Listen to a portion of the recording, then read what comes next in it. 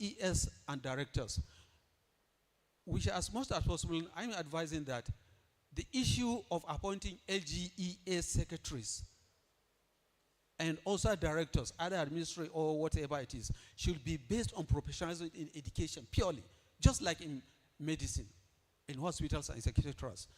Then key issues ensuring teacher professionalism development is result-oriented through frequent monitoring and financing. Usage of social media platform to serve as an avenue for training teachers. Then exploring modern teachers' professional development by utilizing ICT gadgets to support easier, appreciable, smart, and documented data. Also, modernizing our schools to become smart, just like what happened is it in Anambra State. And then also, okay, sorry, I'm asked to stop. Thank you very much.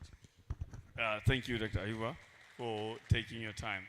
Yeah, I would like to notify you that we have been constrained by time, that we will not be able to do a lot of things. So we want to make sure that each and every presenter is given maximum opportunity to present the paper. But the papers will be put on the landing page by plane so that you can have access to the papers. So it's time for question and answers or remark. Questions, answers, questions, remarks. Yeah, comments.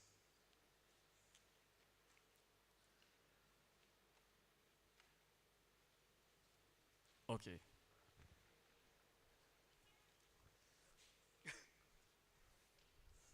Okay.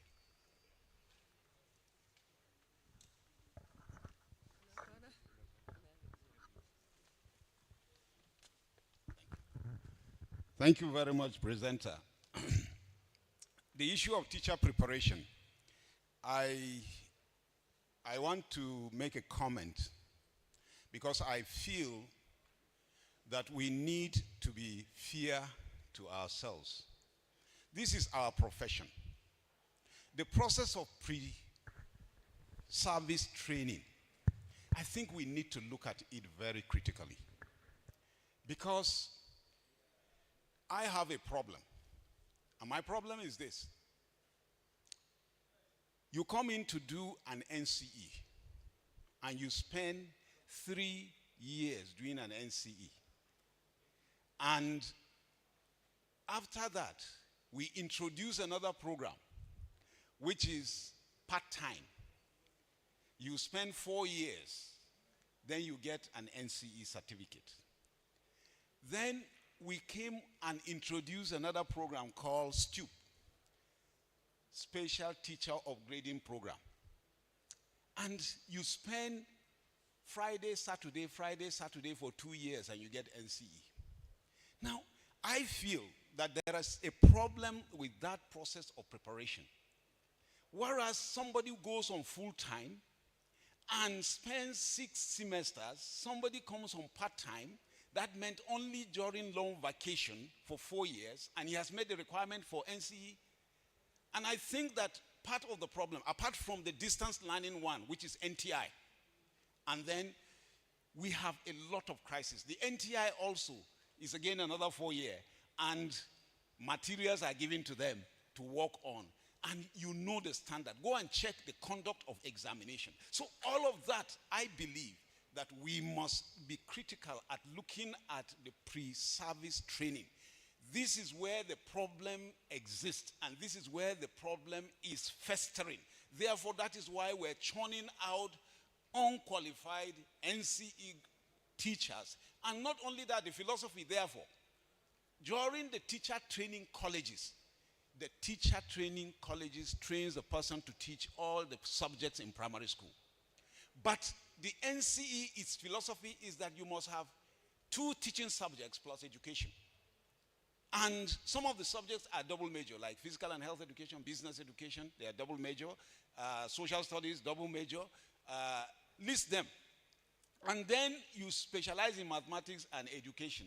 And then you are trained, you have a certificate, you are a trained teacher, and then you are given to teach other subjects in the primary school. So it's going to be a problem because the preparation is not adequate. He is a specialist in terms of training of the NCE, but in terms of employment, they feel he's a generalist. So I want to say, please, let's look back at this pre-service training. And then let us also together, since we have seen our mistake in the pre-service, let's work on the post-service so that from time to time, they will be upgraded in terms of their skills. Thank you very much. Thank you. Thanks for your contribution. Dr. Harvey.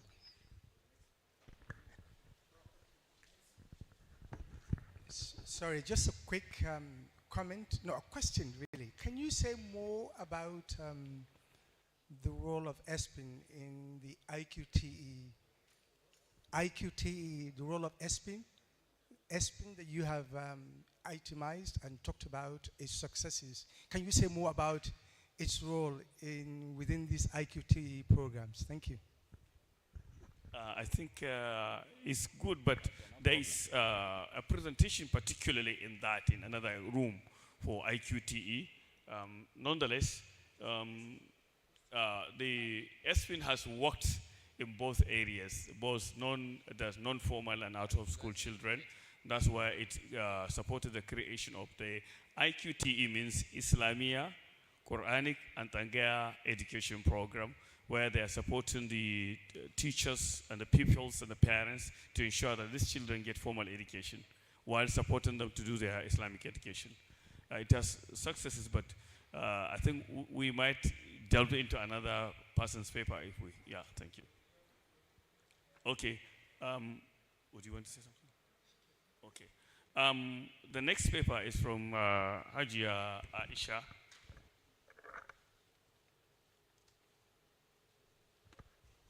Aisha Haruna on gender role model in education recovery, how female teachers inspire and empower female students in tertiary institutions.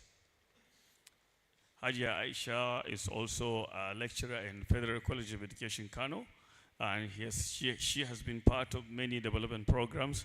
She's a specialist in teacher professional development, gender, and social inclusion. She's also a specialist in child safeguarding. Thank you. أعوذ بالله السميع العليم من الشيطان الرجيم بسم الله الرحمن الرحيم. Good morning, everyone. My name is Aisha Haruna, as cited by Doctor. Now, because the time is not much, so I will just go straight to how teachers, how can you inspire your students in the tertiary education? Though we have various definitions of what is role model. As a role model is that somebody who has a behavior that others can imitate. So that is somebody who has some characters worthy of emulation. So we cannot go to the definitions of gender as I had mentioned on my paper. What do we mean? Or how can you as a teacher inspire your students? How can you encourage them? How can you be a model of emulation? Now, we have teachers. Everyone has a teacher. And I'm sure you have in your mind the teachers that you remember all the time. And why do you remember those teachers? You remember those teachers because of their role model, because of their character, their attitude. We encourage or we emulate people, teachers, based on speech, their dressing, their character, their attitude, and even the way they teach. So to encourage and to empower students, you have to be passionate. Passion is good for emulation, because if you have love for your subjects, you show love for your subject, you have mastered your subject, and you are able to transfer that knowledge to your students. Your students will love you, and they will love your subjects. That is one way of emulating a teacher. Another one is helping students to expand their horizon. That is, if you are helping students in the subject they love to achieve their dreams, that will be a way where you encourage your students to love you and to imitate you. Because there are students, they normally learn subjects not because they think of where that subject at the end will take them, but they do that study because they are thinking of which area will I go for best paid career, not knowing that the subject they are refusing is the one that will take them to a better career. So you try to encourage them. Look at your students to see where they are better. Because if you are teaching, you see your students where they are good. Some of them you are teaching, they are good in theory. Some are good in practical. There are subjects that are practical subjects. So you look at your students, put them in mind. The way you are teaching, you are observing where they are good. So encourage them from the area they are good. Then we have showing respect for your students. Any teacher that is respecting his students, that is accepting their views, not scolding them, not harassing them, and not embarrassing them. Students love those teachers. So you should show respect to them. When they ask questions, try to encourage them. Even if the answer is not correct, don't look at that. Don't say, just sit down, it's not correct. Or, because some teachers do that. So try to say, oh, you have tried. But who has another answer for that? For example, you ask of a definition, and they give you the definition is wrong. So who has another definition? From there, you'll get the definition, but you have not embarrassed that person. Because if you embarrass him, next time he will not raise up his hand. He will not even try to give the answer. Another one is making learning project-based. That is, you make your learning to be a researchable learning. That is your topic. Make the students to make answers. For example, if a student asks questions that is tricky, don't discourage that student. Try to refer the question to him back to answer. And then before you, the teacher, giving the final answer. That is, you are making them to make a research because they will think. Because in your learning, we have the processes that we encourage. Making the learning critical thinking, creative, you have a good communication, and then you make the learning best practical. Then making lessons student-centered. That is, making it to be a fun. Make your learning fun by encouraging cooperative learning, making it student-centered, giving students many activities to do in the class. That means you are making it a centered, not you dominating the lesson. Let the student dominate the lesson. Then sharing experiences and encouraging respect. That is research, I mean. When you are sharing experience, make the learning a place where students are sharing their experience. Addressing students by their names. Students like teachers to know their names because by doing that, we are inspiring them. They think, yes, this teacher knows me, so let me just be, they feel good anyway. Then tell about who did amazing things in the society. For example, we have people that have amazing, have done good in our society, females that have gone good. Like yesterday we have Professor Ayetu, we have Professor Fatima Yahaya, we have so many others. Look at Dr. Galadanchi, even in other areas, not only in educational sector, but other sectors that people have done, female people that have done that. Students like to hear that, and they would like to emulate. We have Professor Galadanchi and the rest of them, focusing on their strengths, that is the good area, not the weak one.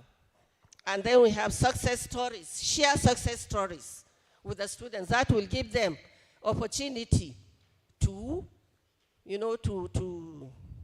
emulate.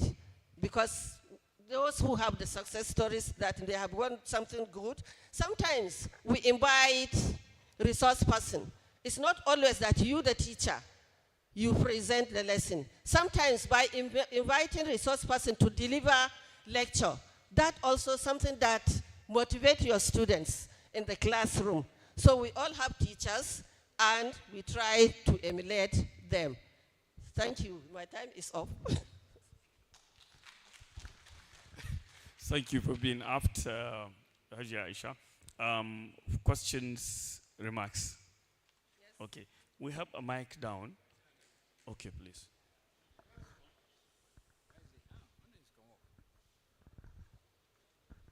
Okay. Yeah. The second person. Assalamu alaikum. Well done, ma. A rider to the beautiful explanation is that our class becomes more interactive where there is vibrant, inclusive among the learners. So these instances, most of our teachers in some instances fail to map their class, not to draw map or Kano. Mapping of class entails that a teacher immediately comes in, he knows in his brain where is A, where is B, where is C, where is D. So all students are involved, as you just mentioned, in either fair task or group work or answering our class teaching, where if she asks a question from this group, make sure that another question is asked from that group so that there's going to be inclusiveness. And also, most of our teachers, they tend to negate that the protocols of asking questions is very vital. Ask questions, use simple language, and then allow the brain at least 1 minute, 1 second, 10 seconds, exactly. Let them scout for the information.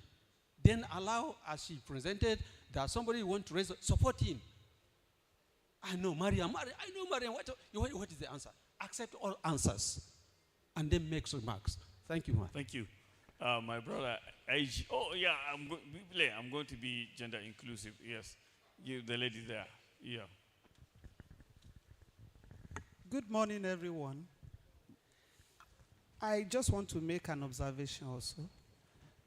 I've traveled worldwide. I've seen teachers in most of the continents of the world. And there is a gap that is affecting the delivery, the learning outcomes of the students in Nigeria, and which I want you to note, ma. The teachers in Nigeria, I've been to so many classrooms to watch. I'm a wife to former governor of Oyo State, Senator Ladoja. I came from Oyo State. And what I want to say is, the gap I'm talking about is about comprehension skills. Our teachers in Nigeria, they are not trained on major comprehension skills that the West are using that is making the learner, because when comprehension has not taken place, reading or learning has not taken place. And there are skills that they are supposed to put up in the classroom or use to make the children to understand. These skills are not in our teacher training schools, and we can't see them in teachers. So if you can note this, it will really help Kano State to deliver this Kano State Education Recovery Conference. Thank you very much. Thank you. My brother, IG. Good morning, everybody. My name is Ignatius Ago.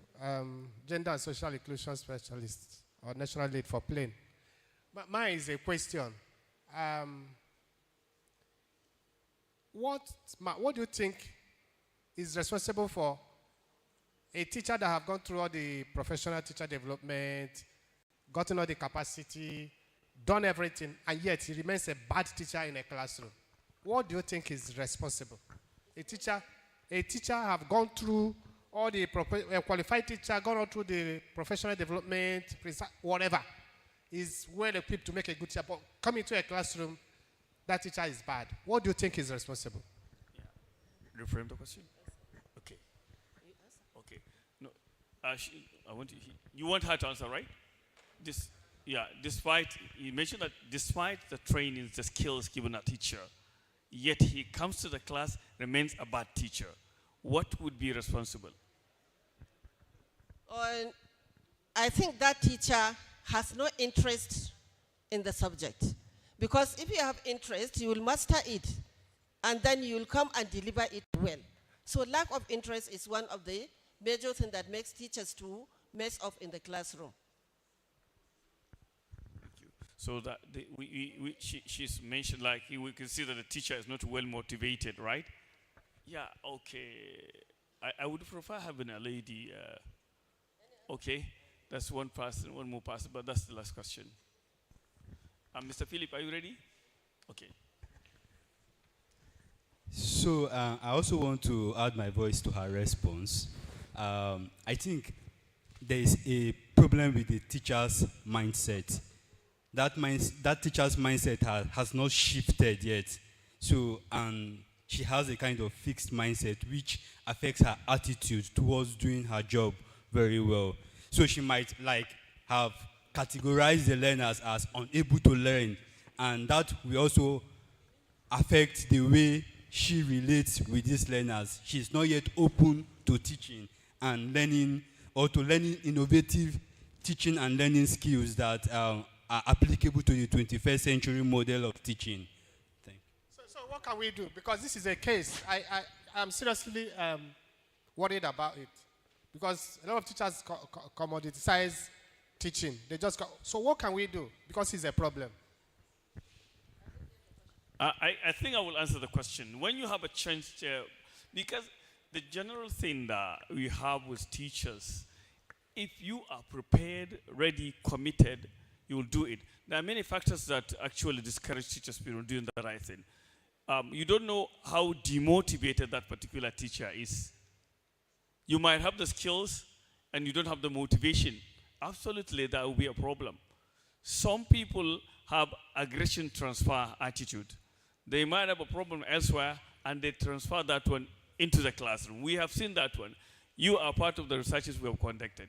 Transfer of aggression by teachers of a problem they encountered outside, maybe a family issue, problem with the government, problem of promotion, a lot of these things. Despite the skills, they will not. Why do doctors go to strike? Despite that they understand that their strike will kill a lot of people. These are kind of mindsets actually that we have to be talking about, right? Thank you. Okay. Ian. I think the issue of teacher motivation is absolutely fundamental to this, because if we think, back to one of the presentations yesterday, why do private school teachers seemingly get very, very strong results? There's strong accountability of their behavior and their attendance.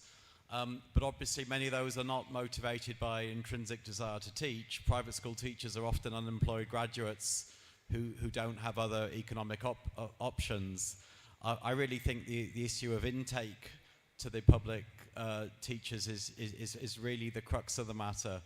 And the more that we actually recruit teachers from rural areas, from underserved areas, and particularly young women to become teachers. I noticed one of the earlier questions referred to if a poorly performing teacher, what can change his attitude? Well, we shouldn't make assumptions on the gender of teachers.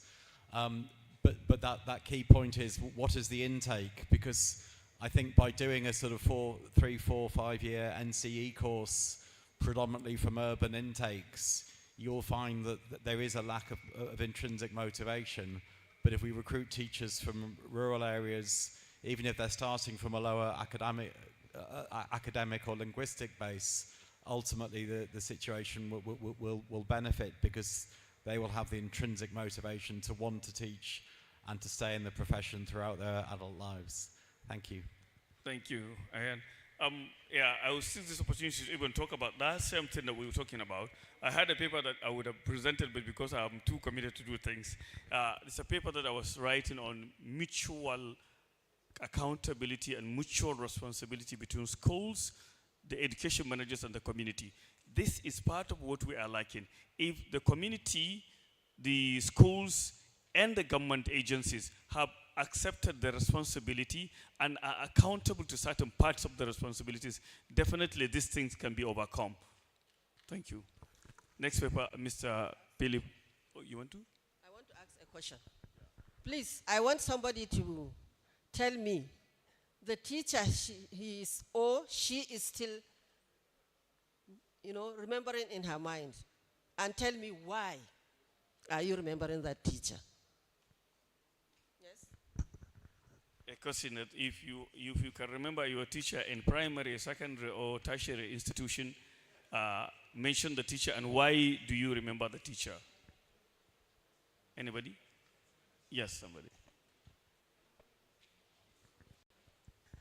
Thank you. Good morning, everybody. My favorite teacher when I was in boarding school was a teacher called Mrs. Lee, and she was the English teacher. And the reason why I loved Mrs. Lee so much and why I loved the class so much is because her love and her passion for English was really amazing. She wasn't just teaching us English, she was making the subject come alive. You could see it in the way she taught. So there was, first of all, her love for English. So we would do like Shakespeare, which can be quite boring, but she would act it out in class. She would use all the different voices in class, and she would make it really fun, and she'd make it really participatory. But more than that, I think one of the reasons why we all loved her was the fact that you could see that she enjoyed teaching. She enjoyed teaching us, and she was always so excited when we got it. And I think that really transfers across to kids. When you see that your teacher likes you, she likes to teach you, she's really invested in your success. I think that really comes across. I think it's a love for the subject, a love for kids, and a love for teaching. And kids get this. So that's why I always remember her. Yeah. Thank you. Okay. One more person? You have contributed. I think it's good that director ES there. ES, yeah, former ES.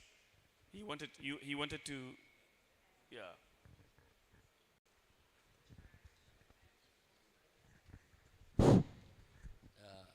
Good morning, everyone. Well, this question is very important because it touches my mind.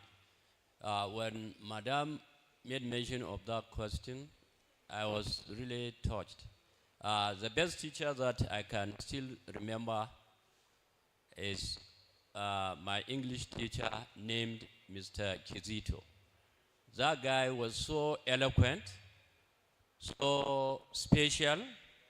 When he taught us when I was in ATC Gumel, after finishing the syllabus, he gave us additional time to criticize the way he teaches us.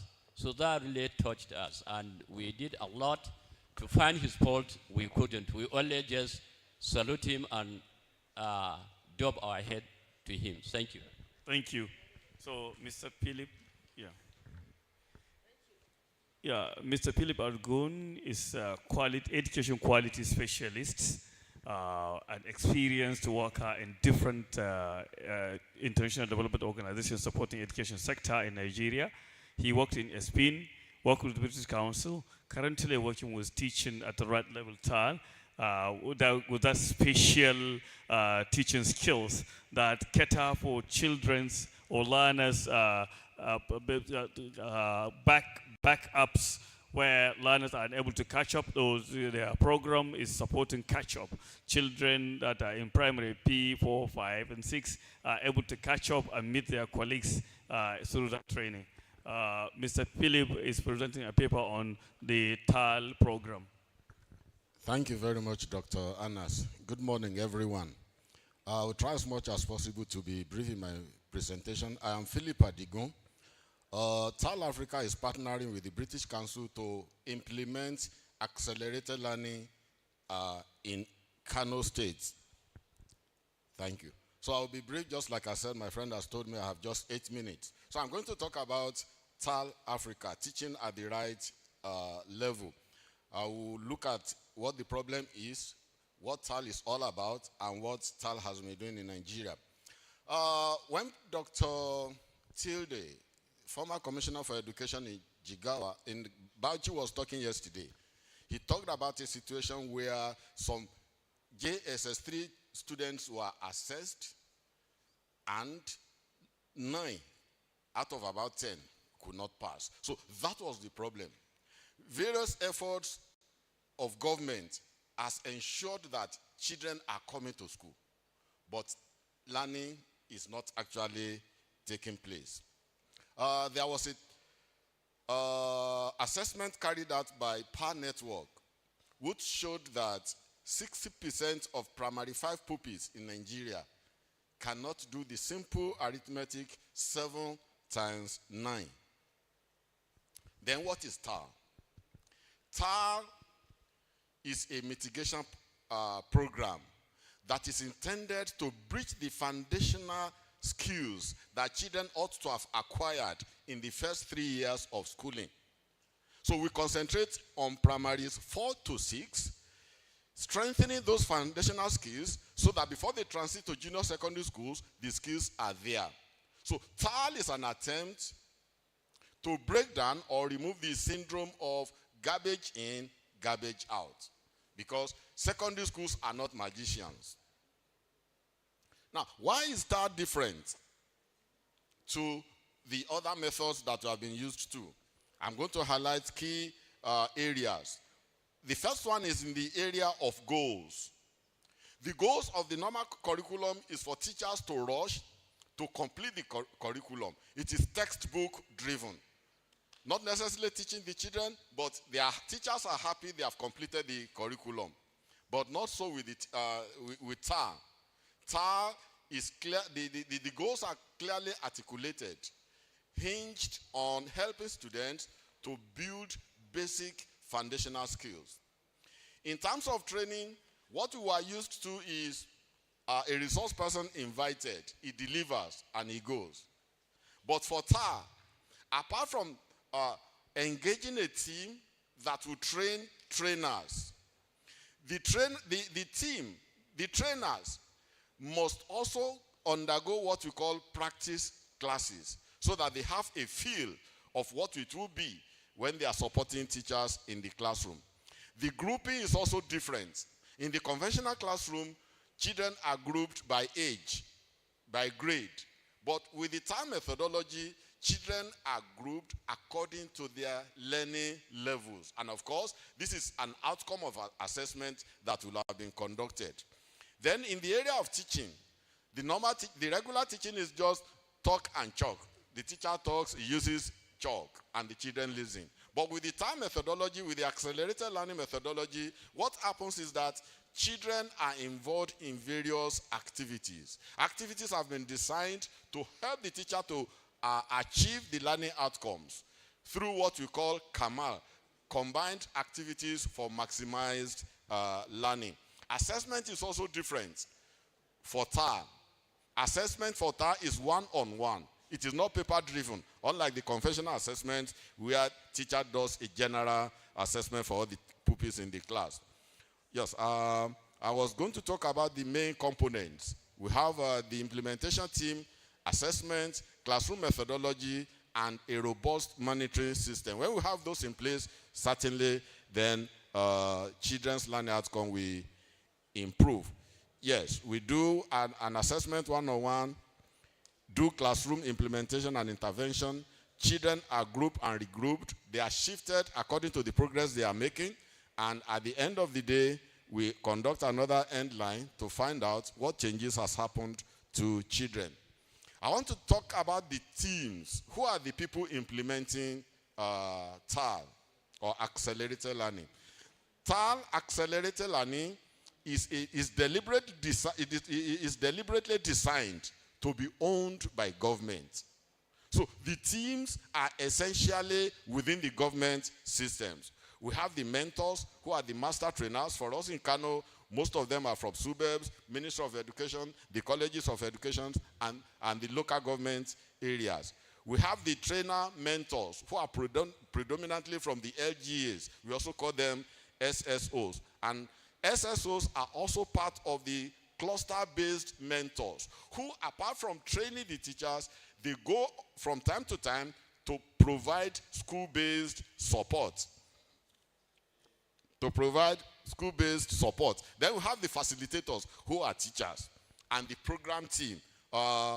We have the TAL African team with the partners. Like I said, in Kano, TAL Africa is partnering with British Council to implement TAL, and in some other states with UNICEF. Now, TAL came into Nigeria in 2018 with a pilot in 12 schools in Borno. And in 2019, the schools were increased to 19. However, in 2020, Kano also, TAL Africa also came to Kano when TAL partnered with the British Council to implement a program known CALMA in 2 local government areas of Dawa Kintofa and Wudi. In 2021, TAL started implementation in Kebbi, Adamawa, and Yobe, as well as Wudi. Then in 2022, it scaled up in Bauchi, Kaduna, Yobe, and Kano as well. So I'm going to skip some things for time. No, let me talk about the progress TAL has made since entering Nigeria in 2018. Currently in Bauchi State, TAL is working in 2 local governments, and that accounts for 190 schools and affecting the lives of 11,581 children. Let me go to Kano. In Kano, TAL Africa is partnering with the British Council to implement the Plain Accelerated Learning Program. And we are currently in 7 local governments in Kano, reaching about 586 schools and affecting the lives of over 114,847 children. Now, I want to give us a brief rundown of the assessment results. The first one I'm talking about is I'm sorry, can the person fast forward because I was, go on, I've talked about all those. Go on. Yeah, 2 minutes left, go on. Go ahead. Go to the, no, before the questions, I want to talk about the assessment results. Okay, that's all right. It appears you are projecting the old one. So I want to talk about the assessment results within the next 2 minutes that I have. When we did baseline assessment across Nigeria, children who could not read a paragraph in Hausa children who could read a paragraph in Hausa were 13% out of the whole lot that were assessed. But by the time we came to endline, it increased to 41%. And those who could not read words in Hausa were 69%. By endline, it came down to 26%. Let me go to maths and jump English. For maths, at baseline, the percentage of children who could do 2 by 2 subtraction was 13%. And by endline, it rose to 42%. And children who could not identify 2 digits, at baseline, they were 52%. By endline, it came down to 18%. So this has been the effort that we have made in order to shift children's learning outcome from low performing to higher performing, such that children who are not able to read and write are now empowered with the skills of reading and writing before transiting to junior secondary school. Thank you.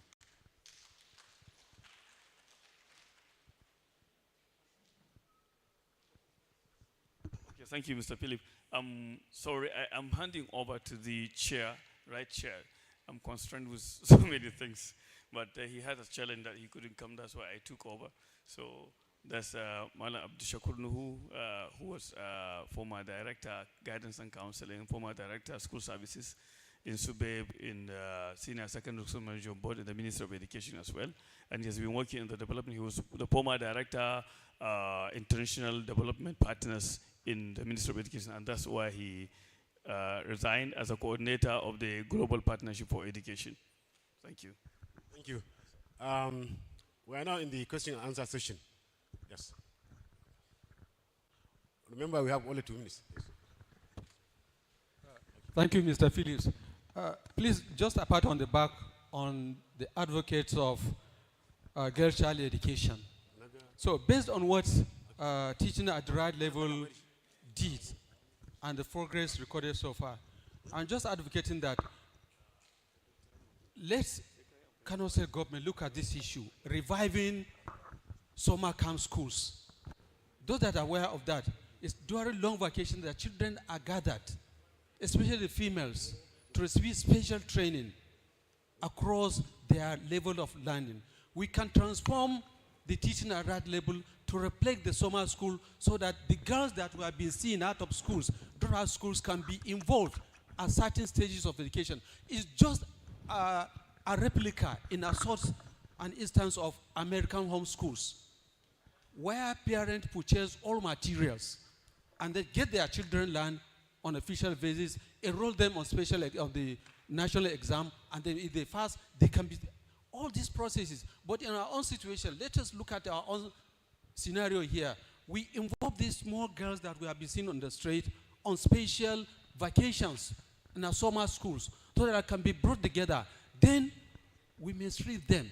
Later on, as ESPN did, we involve with the token amount that support their learning, not postponing, to support their learning, so that at least we may have some reduction on the girls' side that are just roaming out the street. Thank you. We should, in fact, be mindful of time. That's any other.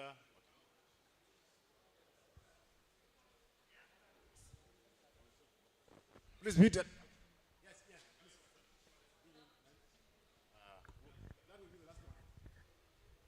Yeah, thank you. I mean, I think that as well as UKFCDO, we've got a representative from UNICEF in the room, and we've both been very supportive of TAL teaching at the right level. There's a very strong global evidence that teaching at the right level is what we call a smart buy or good buy. So given that there's been several years of implementation experience in how it can improve remedial learning, in particular in upper primary grades, and given the announcement of the state of emergency in education, I'm really curious what more do senior officials from Kano State, from the teaching expertise profession in the room, think that we have to do to get this into the emergency plans? We're certainly looking through PLANE to try to expand summer camps, as was just outlined by the last speaker, but we're really looking to show what are the physical commitments in terms of resource allocation that Kano State could make around this to make it a success and to scale it. Thank you very much. Thank you very much, Anne. In fact, I was having a discussion with someone yesterday, and I said, with the accelerated learning of the TAL methodology, we are having an agreement with the government. Give us these conditions. In fact, we have come up with what we call MVP, most viable projects, or we call them non-negotiables.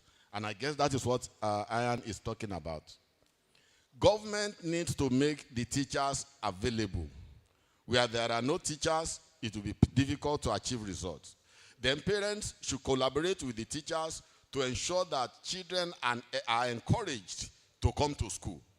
And in addition to that, a very critical component of accelerated learning and the TAL methodology is monitoring. There has to be a robust system for monitoring in place by government people, right from SUBEB, Ministry of Education, LGEAs. Everybody has to be involved. So that commitment should be there. And finally, sir, another thing is the issue of materials. Teaching and learning materials are critical for children to engage with and to build their understanding of whatever we are teaching them. Thank you. We'll take the last one.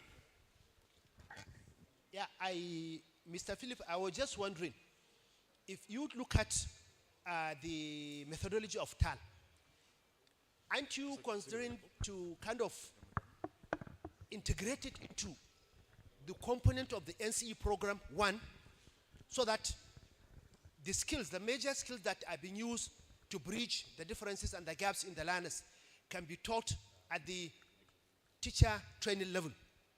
Secondly, Dr. Ayuba was making reference to the training that we give to teachers either when they are in service or they are not well professionalized. can't you think of also integrating concepts and ideas that can prepare the teacher at least to have elements of utilizing the methodology in the classroom, such that the budget that you go through, the processes you go can be reduced a minimum and it will become a user-friendly affair. Thank you. Thank you very much. The first thing I would like to say is that currently, TAL is in discussion with Saadatu Rimi University of Education. I want to emphasize that TAL is not a curriculum, it is a methodology. So we are in partnership with that university to see where the various activities of TAL can reside, can sit in their curriculum. For maths, sit down with the HOD and the staff from the Department of Maths, the same thing English, the same thing Hausa. So it is an ongoing discussion. And we intend also to have that discussion with NCCE, the one that is responsible for the colleges of education, because we know it cannot be done in isolation. So we are having a discussion to see where the methodology can reside. Then the other aspect that we talked about, empowering teachers. As far as I'm aware, there is a discussion has been initiated with National Teachers Institute so that at least teachers can have opportunity to develop themselves, either during holiday or whatever, and this will be certified. So we are discussing the issue of certification with Teachers Registration Council and National Teachers Institute. And I know that by the time these discussions reach advanced stage, some of these things you have highlighted will be addressed. Thank you. Thank you, Mr. Phyllis. Please give him a round of applause. Yeah. Now we are going to take the next paper, which is going to be presented by Marlins, Dr. Sani Takalmawa. Dr. Sani Takalmawa is a medical doctor, but interested in education. So he's a volunteer educationist, and he has undertaken so many research in health and medical, in health and sciences. Dr. Sani has a keen interest in promoting his profession. And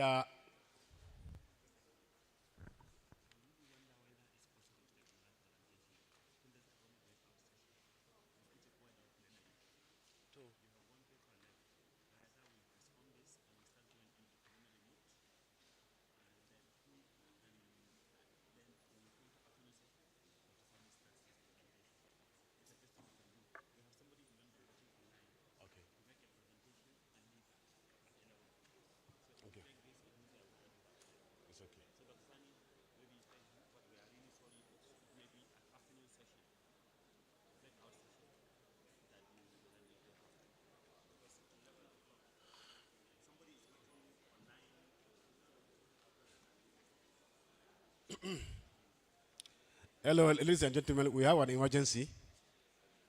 It looks like we are not going to take this paper now, but we are going to tie it to afternoon session. There is an online paper which the presenter is now waiting online from London. And therefore we cannot afford to miss it. We have to adjust our time now. So we shall postpone our presentations for this group till afternoon. So I will like to call on Mikhail. Dr. Mikhail. I don't know.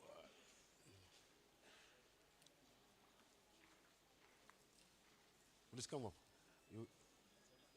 You said the.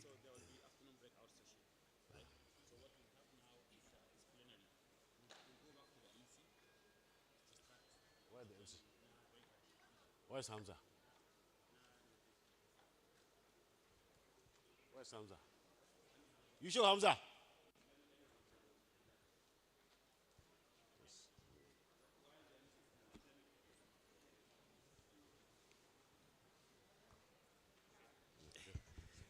Thank you very much.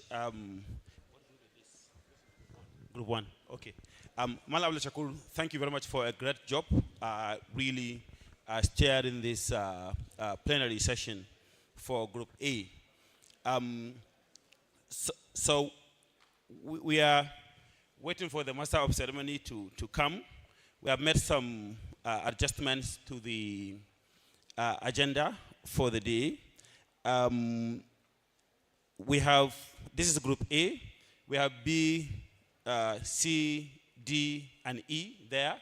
You can see that some of them have started coming, and the plenary will start soon. When we are all back, we take the guest presentation on inclusive and alternative education, theoretical perspectives and models from integrated Quranic education in Nigeria, which is to be led by Professor Malem Buba, who is seated here. We'll invite him when it is time in a moment. And then, of course, with Dr. Hadiza Kere Abdurrahman, who is online in Lincoln, United Kingdom, to also join in that session. Dr. Hadiza will make her presentation and leave for another meeting. She has been online since morning for that. And after that, that will go on for some 30 minutes. After that, we take remarks from UNICEF. And we have Dr. Rona Khan, who is seated here, Deputy Country Representative for UNICEF, take her remark. And then we continue with other guest presentations. So this is the outline of events, and we are having the breakout sessions really coming back to the plenary. Thank you very much.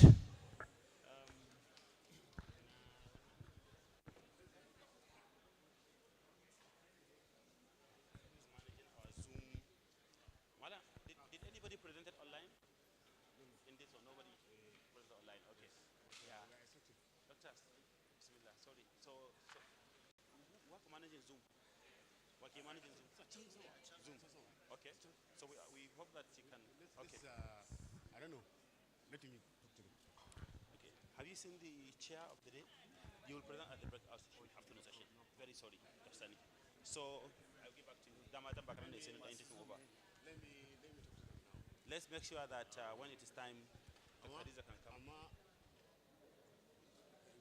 they have the address? Nam? She's online. Yeah. All can they project here? So we can start. We'll just talk to them.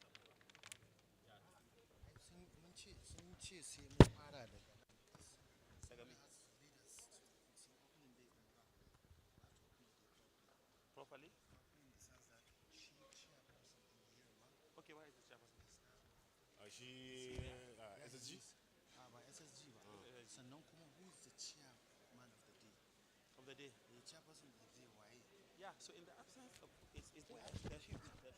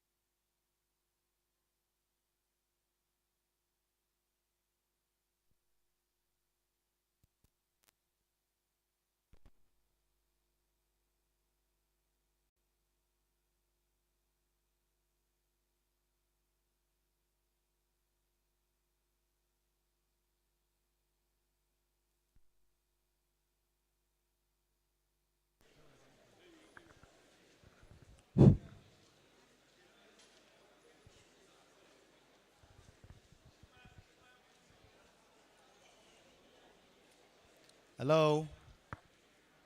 All right, a very good morning once again.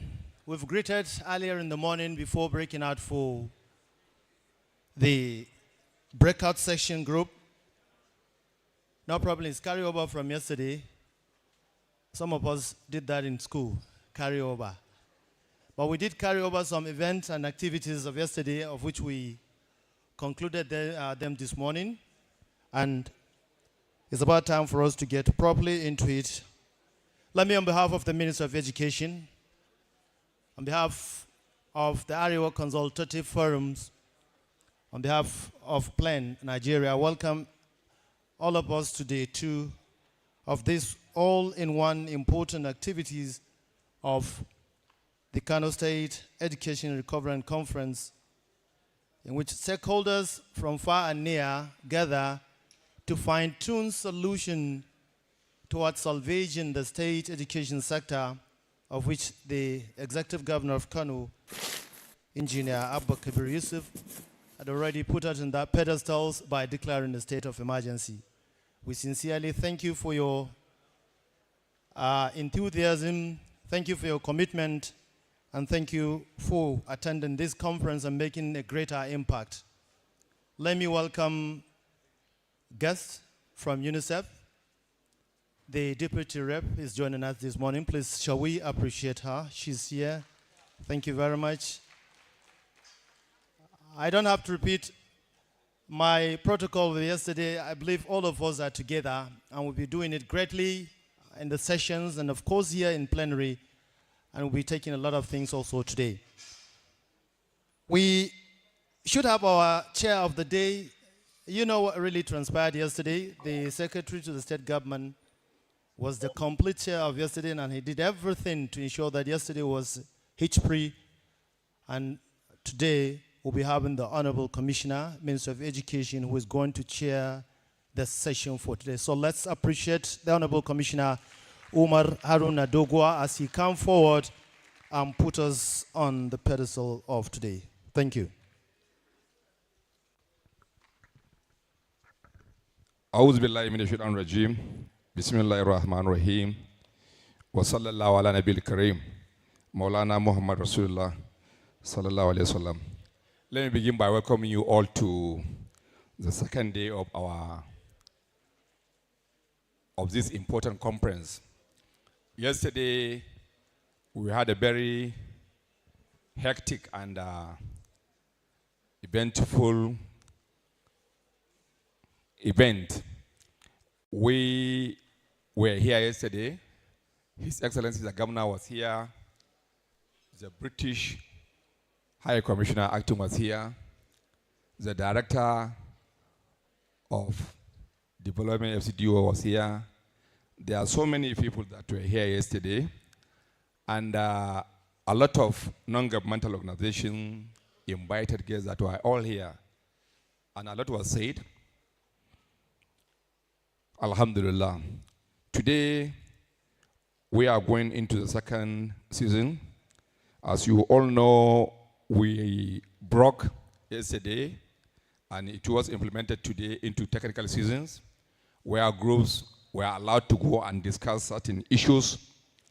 So we are back to the main season today, and our guest speaker is Professor Malami Buba. I first met Professor Malami Buba in UK during the Education World Forum. A very versatile and resourceful person, and I think he will do justice to this important lesson of inclusive and alternative education. While I have the pleasure of inviting him to the high table for the presentation, I would also like to call on us to listen attentively, take all the necessary and important points, so that at least together we can salvage this state from what we are experiencing as the level or the dilapidation or the backwardness in our education system. May I therefore have the honor of inviting Professor Malami Buba, please. Professor Malami Buba. to the high table. Where is he? I didn't see it. Hold on.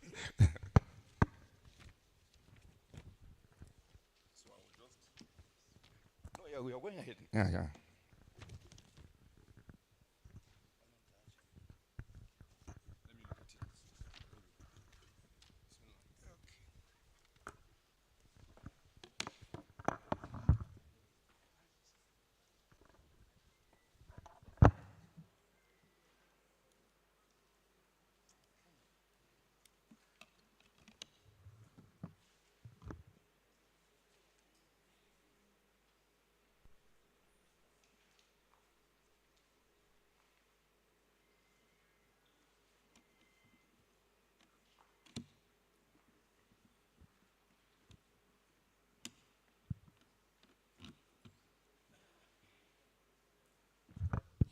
Assalamu alaikum.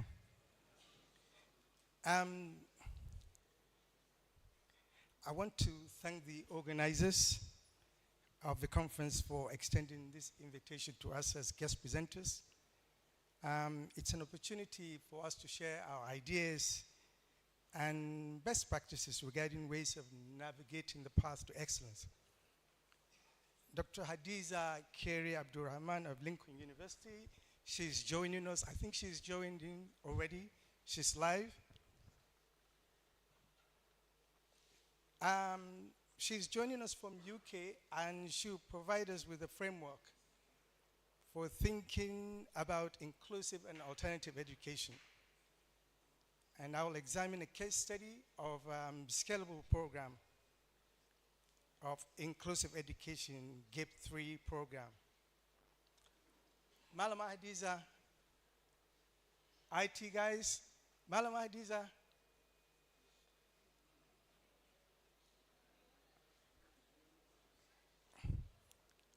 IT guys, can you get Hadiza online, please?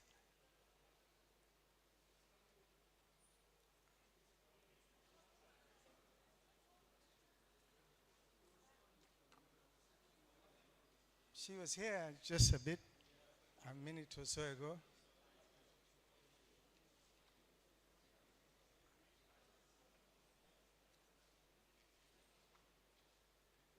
IT,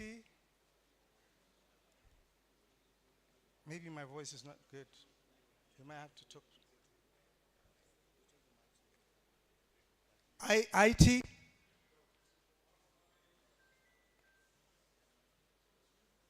can we have Dr. Hadiza Keri Abdurrahman online, please?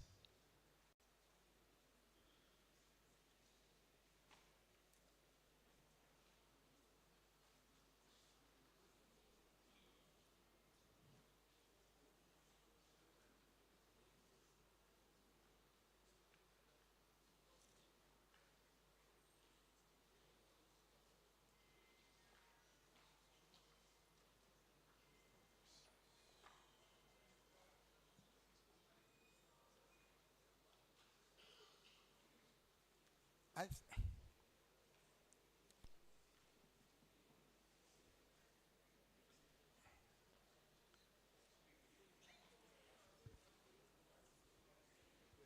think they're working on it.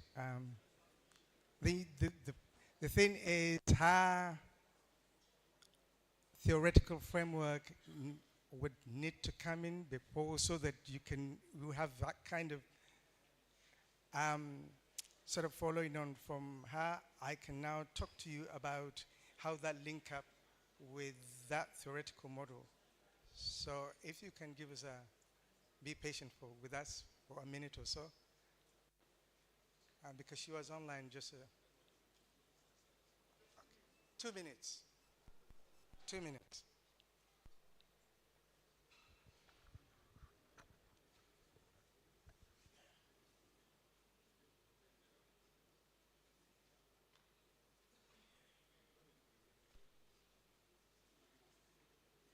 Maybe I can say a little bit about the background to the presentation that we are making.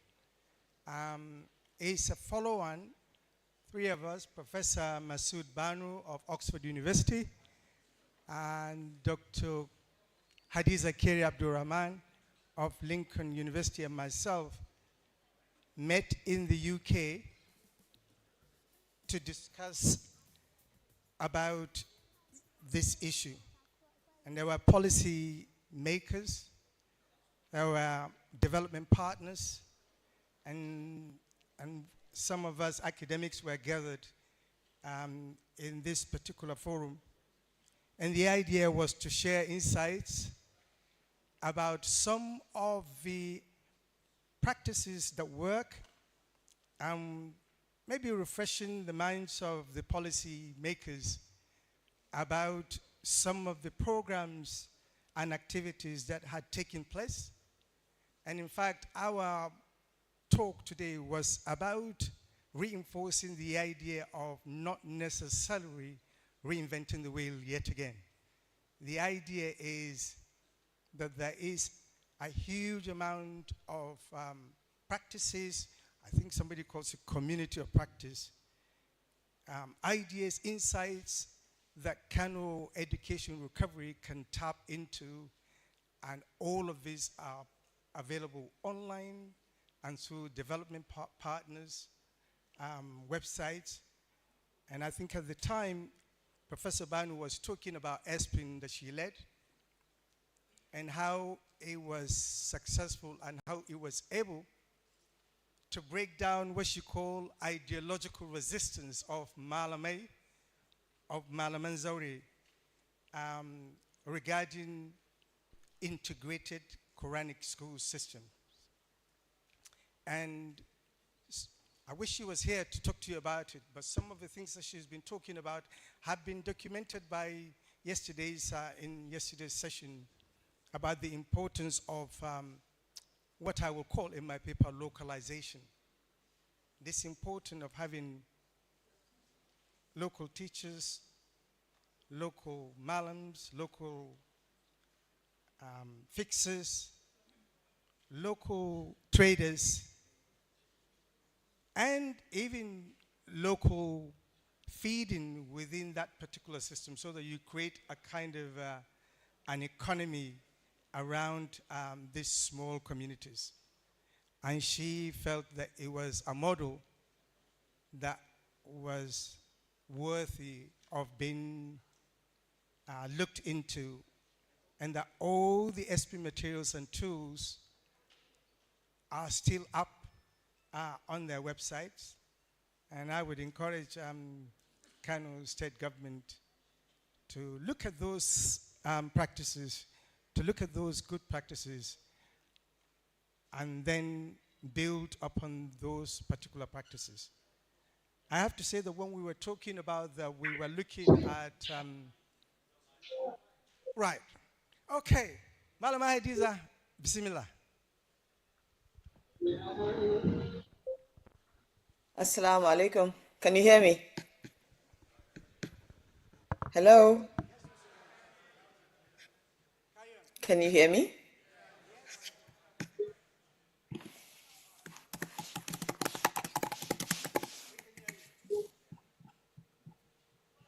Can you hear me? Oh dear.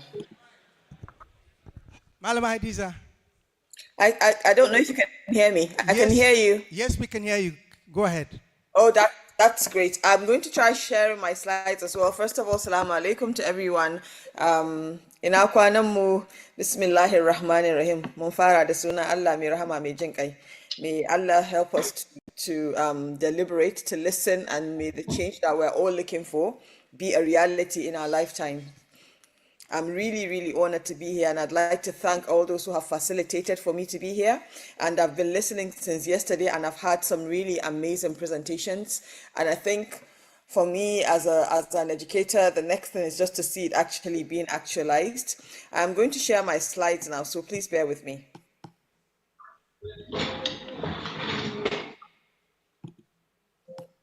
Hopefully you can all see the slides. Okay, I'm assuming you can see it.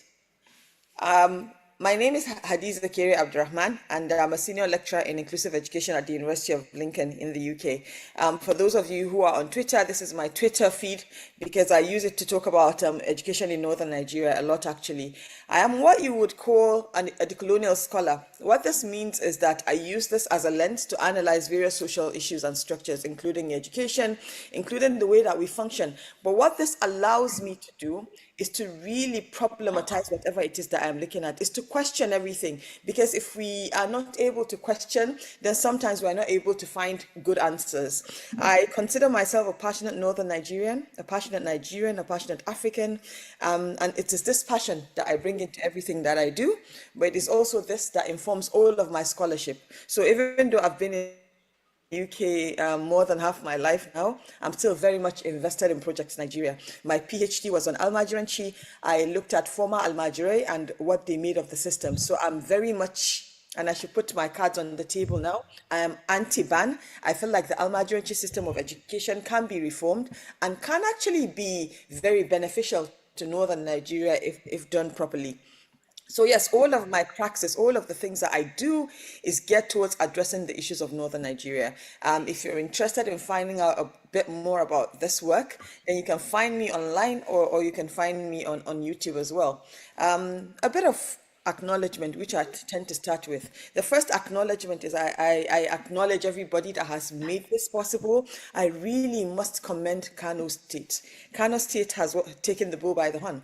And it's also what we've always said, that we need a roadmap, but we also need for education in northern Nigeria to be regarded as a state of emergency. Kano State, I believe, with this conference has started to talk about things in a way that allows other northern Nigerian states to follow through. So Kano is very much leading the way, and this gives us a lot of hope, along with its development partners as well. I acknowledge Dr. Mikaelu, Dr. Buba, thank you, Professor Buba as well, thank you so much, and everyone else. Education in post-colonial societies like Nigeria, so what do I mean post-colonial? Former colonies, be it Britain, be it French, is often complex. And this is why we are where we are. This is why we keep having these conferences again and again. This is why we seem to be taking 10 steps forward, maybe sometimes 20 steps back. It's because it's entangled with so many things. Global power, often competing demands that tend to influence and shape education system. One of the key ones is the Education for All agenda, right? And all that this entails, which is a good thing. Education is a human right. It should be emancipatory, it should be transformative, and it should be accessible to everyone. It's about equity. But what this means is that if you're a post-colonial society, what you tend to think of as education is an imaginary of access to Western-style classrooms. It's us going into schools, sitting on desks with a blackboard. That's what we think education is. This is what has been our framing. Anything that falls out of that, sometimes it's not considered as education. I should say that this is in a paper that I have written, and I've given a reference to that if you want to find it and read further. You have to understand that we don't have a lot of time to do these presentations, so a lot of the things that we do feels like we're just touching on things, but that's really all we can do. Unfortunately, I cannot even be around to answer questions, but I trust that Professor Malami would be competent in answering all of your questions. So I've been charged with talking about inclusive education and alternative education. I am an inclusive education specialist. I also, by virtue of studying Almajiranchi, look at alternative education systems. But I'm going to go back to problematize the word inclusion in itself. What does it actually mean to be considered as out of school, right? We've been hearing since yesterday about Nigeria's high out of school figures, right? The North leads the way on that. The reason that the North leads the way on that is because of Almajire. A lot of Almajire are not considered as being in school, which I really do tend to think is a misnomer, because Almajire, as we know them, attend Tangaya schools. They are in schools, just not schools that are considered to be schools. And that in itself is problematic, because if you misname something or misrecognize something, then it can be a problem. I can see why this is necessary, so that we address the problems of the system. But bear that in mind, that even though we regard as Almajire as out of school, a lot of them still consider themselves to be in school. They consider themselves to be Dalibai. student of learning. So that's one of the things I want to put forward, right? So this out of school figures call for a careful and critical analysis of several issues, both systemic. So when I'm talking about systemic issues, I'm talking about political, I'm talking about social, I'm talking about economic, but also epistemic. Within education, when we talk about epistemic, we're talking about knowledge, what we consider knowledge to be. So while we may be talking about inclusive education, at the very crux of the matter, we're talking about knowledge. What do we consider knowledge to be? What is knowing? What is considered as valuable knowledge?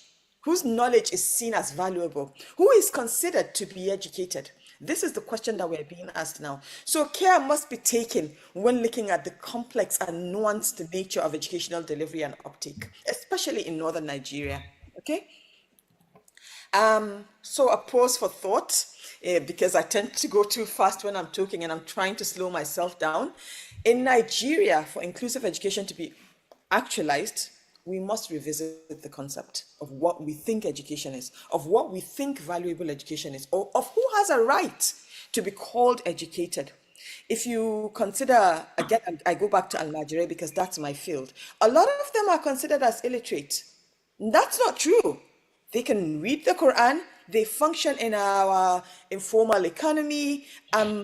In many spheres, if you go online, if you're from northern Nigeria and they call you Almajiri, it's actually a slur. They think they're insulting you by calling you that. So that begs the question of who is seen, what knowledge is seen as valid, what knowledge is valued, okay? And the very concept of an educated person. This is what we need to revisit when talking about inclusive education.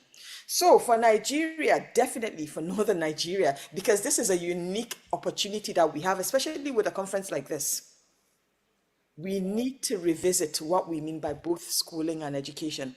At the moment, both are deeply problematic, imbricated in so many things. What people think education is, what people think education is not, what is valid, who is seen as educated, all of those things. But it's heavily conceptualized on this Western Eurocentric version of schooling. That's where the North lost out, because we had a system of Quranic education that just lost favor and couldn't find its place within the post-colonial Nigerian education landscape. So inclusive education, and I'm trying to read, is mainly concerned with providing appropriate responses to a broad spectrum of needs in formal and informal settings, right? So rather than just integration, people keep thinking that inclusive education is about integrating into the mainstream. I think it was Martin Luther King who says, I fear including my people into a burning house. What are we including into?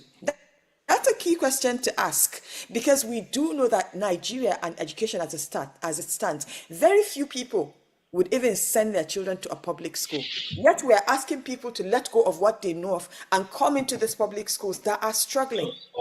So how many more minutes do I have, please? I'll continue till someone types in how many minutes I have. Okay. So rather than just integration, how can we transform education systems so that they cater for a wide range of not just learners, but values? This is about values. People seek education that aligns with their values, that aligns with the things that they consider important. So the General Education Monitoring Report concept note acknowledges 6 elements that constitute inclusive education. Some of these are policies, governance and finance, school curriculum, the personnel. Who are the teachers? I've had a lot of talk about teachers and teacher training, but also infrastructure. We saw some images yesterday of schools that were in such dire states. Community norms, beliefs and expectations. So if you're in northern Nigeria, the school has to adhere to community norms and beliefs. Right? All these are mutually conclusive and reciprocal. Sometimes they are also contradictory. Adiza. Yes. You got 3 minutes. All right. I should be able to bring it to our fold. So then inclusive education becomes about pedagogical responses. It becomes about the way that we teach. But importantly, it also becomes about philosophy and culture that makes education accessible. So we're talking about access to education. For instance, where do you put the school? It makes education meaningful and relevant. It makes education productive. It makes education transformative and emancipatory. And then I move on to alternative education. And this can actually be a means of addressing our high out of school children through remediation, through technical and vocational education. In the broadest sense, it's considered to be anything apart from the mainstream. Importantly, though, it cannot be viewed as inferior. It's different, but it cannot be viewed as inferior, which is why when you consider Almajiri's education as alternative, a lot of people view it as inferior because of the way that it's being presented at the moment. It is inferior in many ways when you talk about it, but it cannot continue to be viewed as that. For northern Nigeria, a state of emergency education-wise is a necessary first step. I really commend this conference. But importantly, I think we need to move on to an Arewa-wide approach. So I'm hoping that the Northern Nigeria's Governors Forum will take this charge and come up with a common vision. Revisiting policies of the old. So SPIN's IQTE, the concept of Tsangaya clusters, community-based teacher training, condensed curriculum, school feeding, all of these things would address many concerns. It's also about mindset and understanding that we can have an education system that honors the past, but also looks forward to the future and affords every learning system its due respect. And then final thoughts. Characterization and purpose of education reflects the relationship among the social, the political, the economic, the cultural, and historical contexts that are present at any one time. Okay? So when you're talking inclusive education, this requires a careful consideration of every aspect of schooling, but especially within the social context within which it finds itself. So for Northern Nigeria, what is our history? What is our peculiarity? What is the specificity? What are we looking for that really suits our needs and our wants and our values? I think that's it. I'm done. So thank you so much for listening. And I think I brought it in on time. I think, Doctor, you are done. Okay. Thank you very much. Doctor, you can now continue.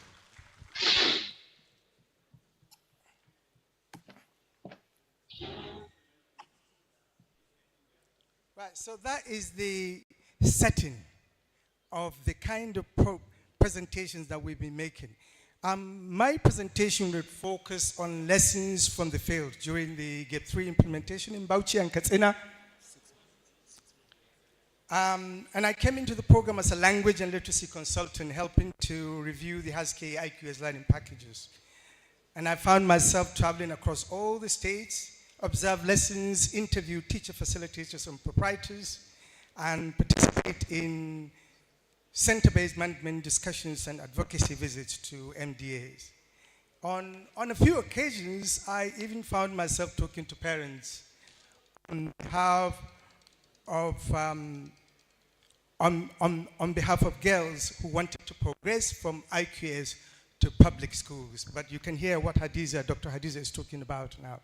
And during those visits, we witnessed a high level of engagement. This is a word that has been coming up about the importance of engagement with the learning process by both facilitators and their Almajiri pupils. Learning was taking place under a collaborative atmosphere, another word that has been touted about, the importance of collaborative teaching, where teacher facilitators were utilizing locally available resources for teaching. IQS people were observed demonstrating learning and action through songs, group work, role play, reading and writing, and assessment carried out by both us and GATE 3 implementation assessment report conducted in December 2022 confirmed the significant progress made by IQS learners in schools using Husky learning packages. So what are the major sources of the success of this program? Lesson plans. The lesson plans were highly interactive and well-conceived Husky lesson plans. And that seemed very critical to the success recorded here.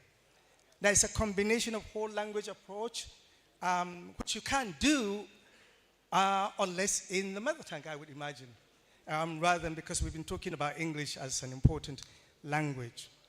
A combination of whole language approach to phonics, which fits in nicely with the essence of language as a medium of experiencing the world as we live it.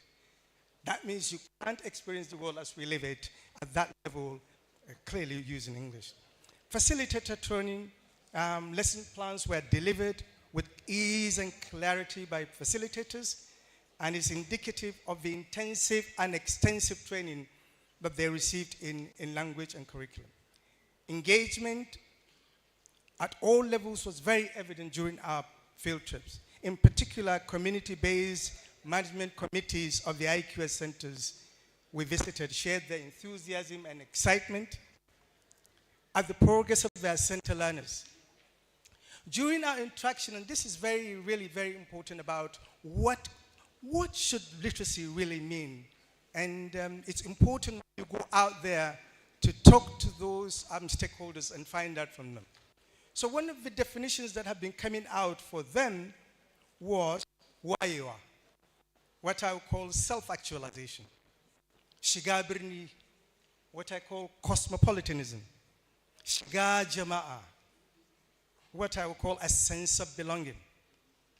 And somebody said, hada hagu da dama, what I would call whole being. This idea of, unity of self.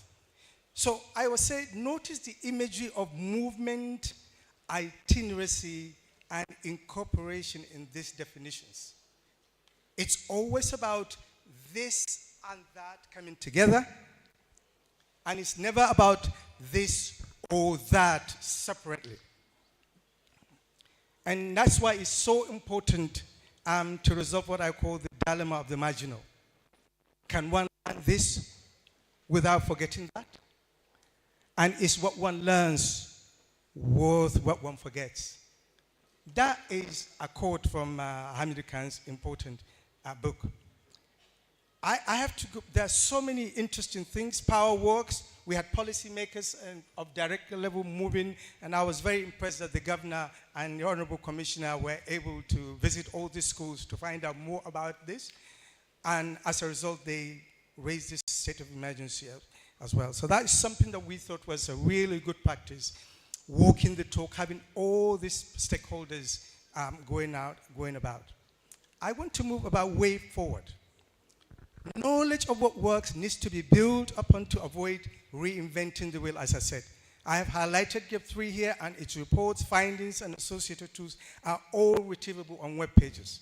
Professor Bano spoke to us in London about SP and IQT success, overcoming Malam's ideological resistance through localization, local teachers, local mentors, local artisans regenerating the local economy. And I also say you need to think about all the others, ANI, Creative Associate, FHI, UNICEF, and all those things that work. Mohammed Ibn Junaid, our distinguished professor here, panelist yesterday, has reminded us of the stellar achievements of integrated Arabic teachers' colleges, including School of Arabic Studies here in Kano, Sheikh Mahmoud Gumi Memorial College, Professor Shehu Galadanchi, Chief Justice Muhammad Lawan Uwais, Chief Imam and VC Professor Sani Zaharaddin, NUC Executive Secretary Professor A.A. Rashid and VC, the current Waziri of Sokoto, Professor Sambo Wali Junaidu, General Farouk Yahya, Minister of Justice. All of these, Muaz Babangida Aliyu, all are some of prominent members of this. And I must say Dr. Mikailu Ibrahim is also a member of that IQTE as well. So anyway, it looks like we are out of time, but I just wanted to highlight the importance of knowledge archives, effective monitoring, and progression beyond literacy. The debate, the question that we really need to ask finally is, what happened to Al-Majuri after their 9 to 12 months IQS learning?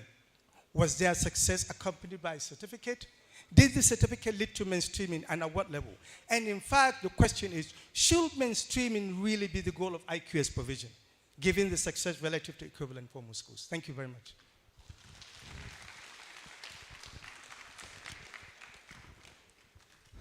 Well, thank you, Dr. Malami. Dr. Malami and Dr. Kere deserve another round of applause from you, please. Well, this is well taken, and I think the two presenters were able to, within the short time, do justice to this important topic. And we were left with so many questions again. questions upon questions. But the most important point that was raised by, I think, Dr. Kere. Dr. Kere, Hadiza Kere, is from Niger State, and she's very passionate about education. She delivered a lecture at the Education World Forum, very educative lecture. And she identified one very important and common problem of this inclusion, the issue of Sinoma of Almajiri. Like she said, from us here in the north, if you see Almajiri are out of school, we tend to ask, where are you coming from?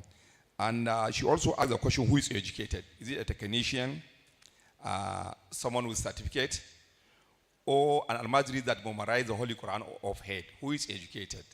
That question is also very important. That's why we call all of you educated people. And which education is also important? Which one is bar level to the populace?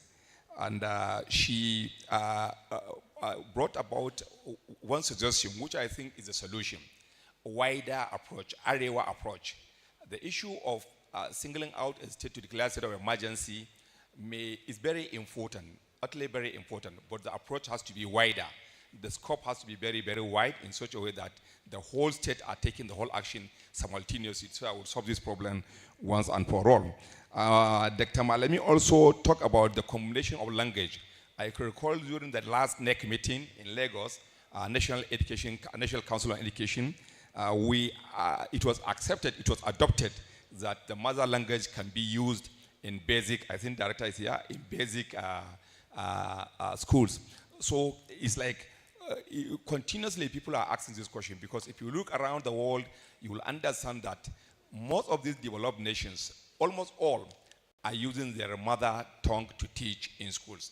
It allows the child to grasp what you want to tell him, maybe completely, whatever you. Well, for me, I would like to hand over the microphone to the MC to continue the business of the day by inviting the subsequent presenter while I wait to maybe pass a comment. Thank you, Shaw. I appreciate the Honorable Commissioner and, of course, the chairperson of the day. Please, let's appreciate him one more time. And also, let's appreciate our earlier paper presenters, Dr. Kere, as well as the props that have really done justice to the paper. And of course, we have a lot of questions, as the Honorable Commissioner did say.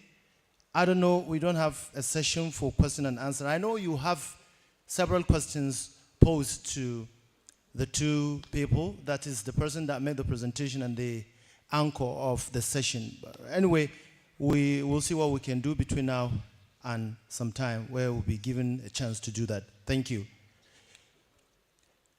All right, let's welcome the Secretary to the State Government in person of Alhaji Abdullahi Bappa Bichi. Very active yesterday. I thought he's not coming today, and see him coming. Sir, you're welcome. Thank you very much. He has that passion for education. He's a mathematician, you know them. They don't relent until a problem is solved. So we're working towards having that. Thank you. Thank you, sir. Well, it's about time for us to take another presentation. We are working with time now, to time. We want to follow time so that we can finish this event in a very good time today. We are doing all these things for the children. We are doing it for the adolescent girls and the boys, and you name them, they are all in school. But we have a group, or rather, a body that is doing that seriously from the international to the national level. I'm talking about UNICEF, and I have the Deputy Country Representative, UNICEF, is here to give us a remark. Please, let's appreciate and put your hands together for UNICEF. Thank you.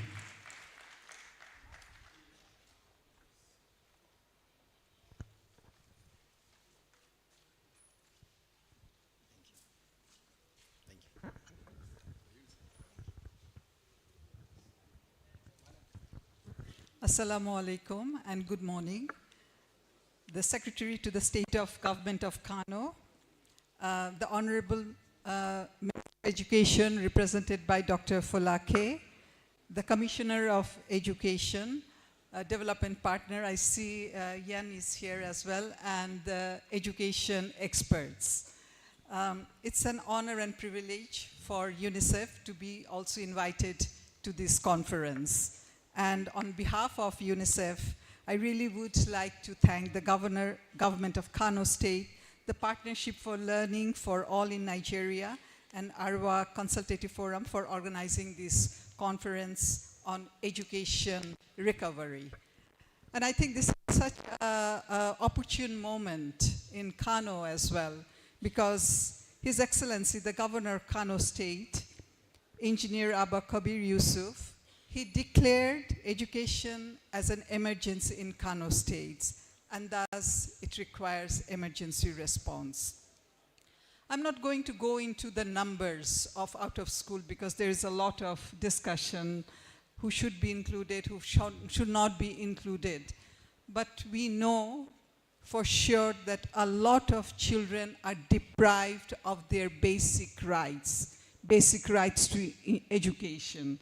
Even if we include all kinds of education that are being provided in Nigeria, still many children are not getting this opportunity. I think we have to start from that position.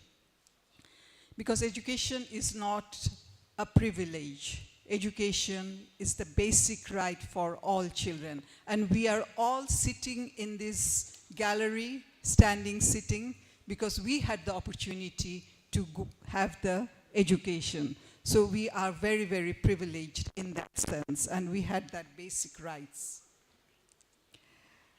From UNICEF side, we are also, like the government of Nigeria, equally concerned about even those children who are going to school. Are they getting the quality education or not? And what are they learning?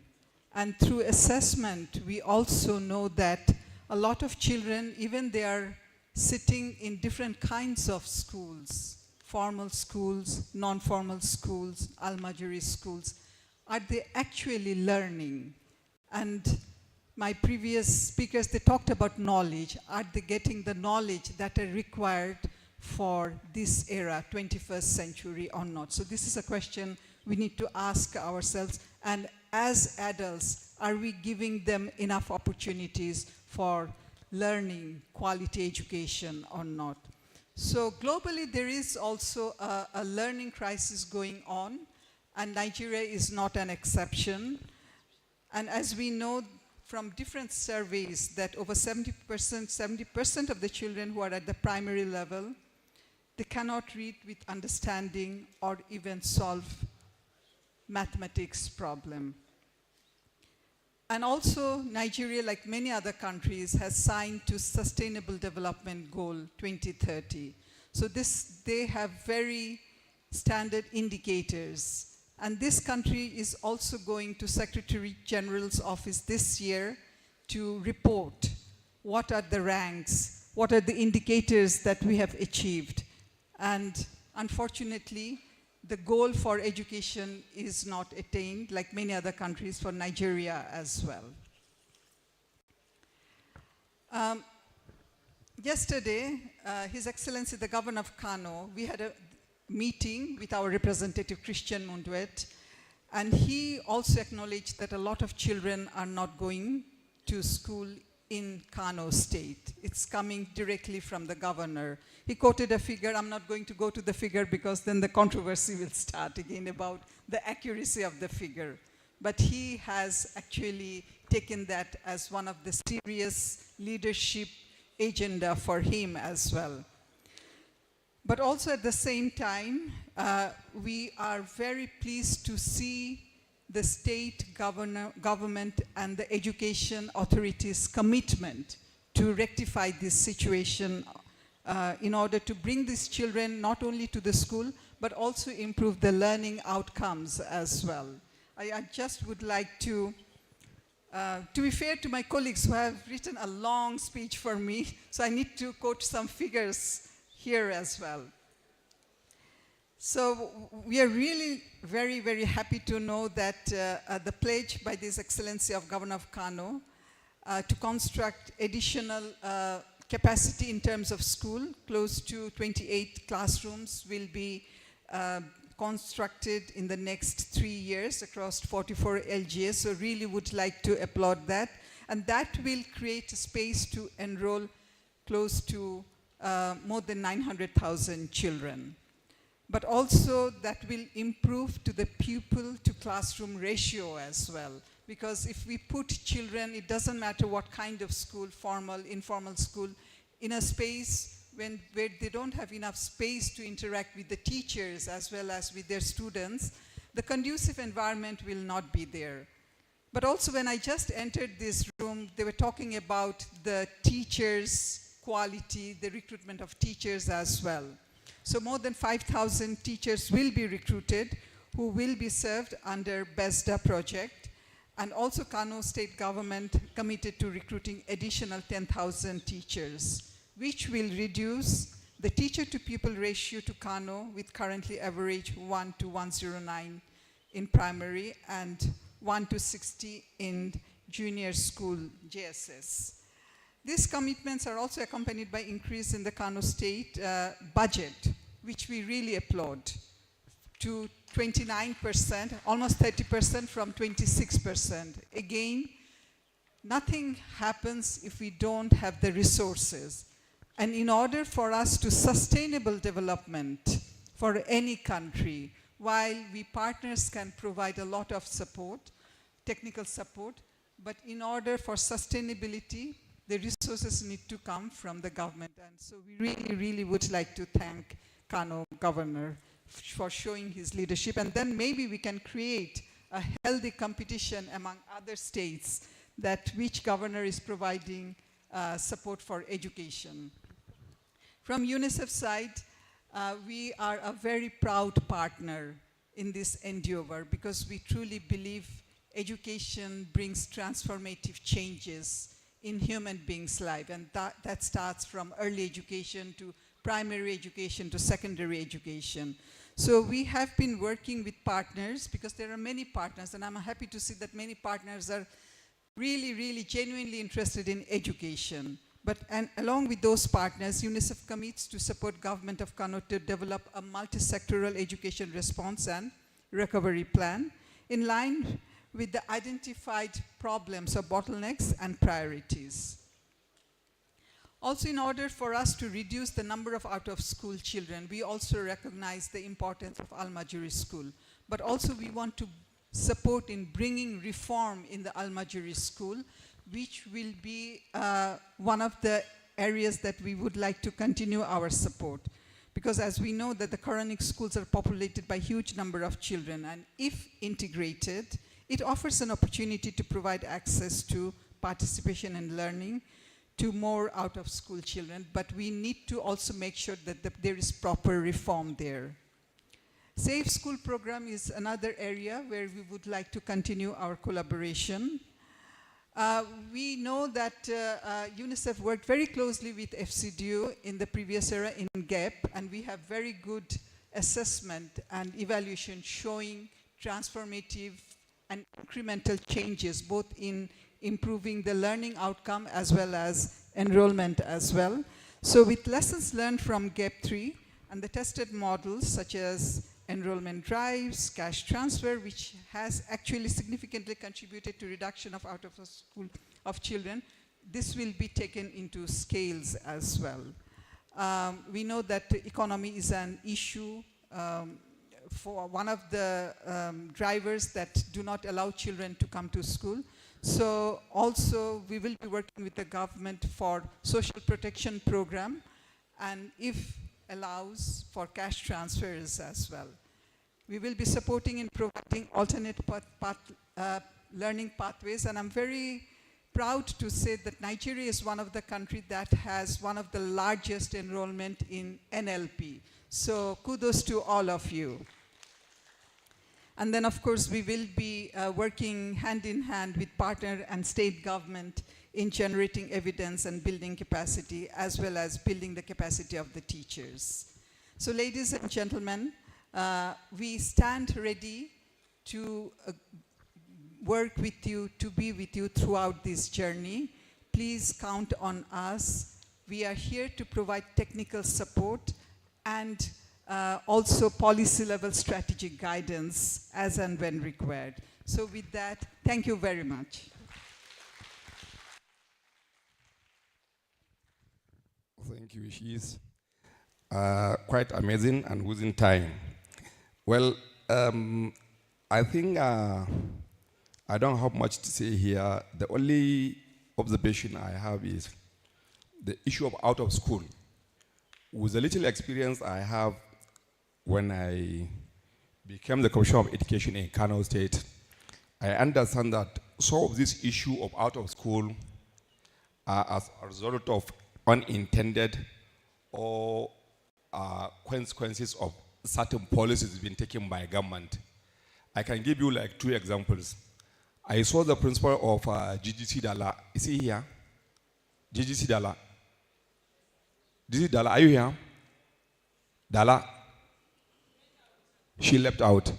In her school, GGC Dala, she has the capacity with chairs, beds, and everything. She has the capacity for 2,013 students. 2,013 students. But due to government policy, the school was deboarded and it was made to accommodate only 700 students. All these classes, about 27 classes, are there empty with furnitures and everything. I have so many schools that I can mention like that. Somewhere I deboarded. So in addition to poverty and other things that are being attributed to the reason for out of school, I think the unintended policies of government should also be added as one of the consequences of out of school children in northern Nigeria. With that, I will invite Malang Kapunchiri to come and give us the next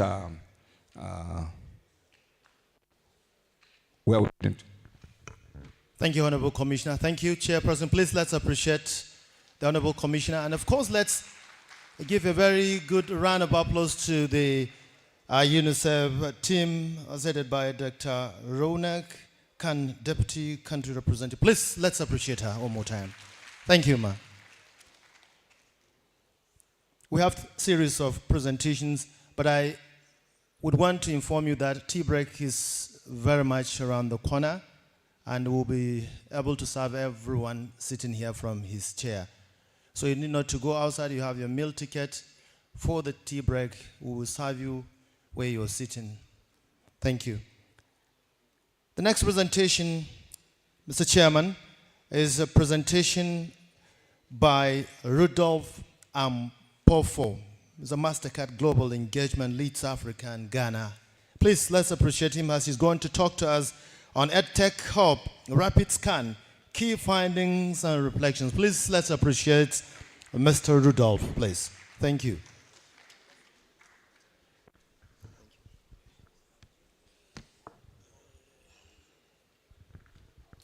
Good morning, ladies and gentlemen. First of all, I want to show my appreciation to the honorable members in the room and thank you for inviting us to present. One slight adjustment to who I am. I am with the EdTech Hub and not the MasterCard Foundation. Maybe they'll arrest me if you say I'm with them, so please don't do that. I'm with the EdTech Hub.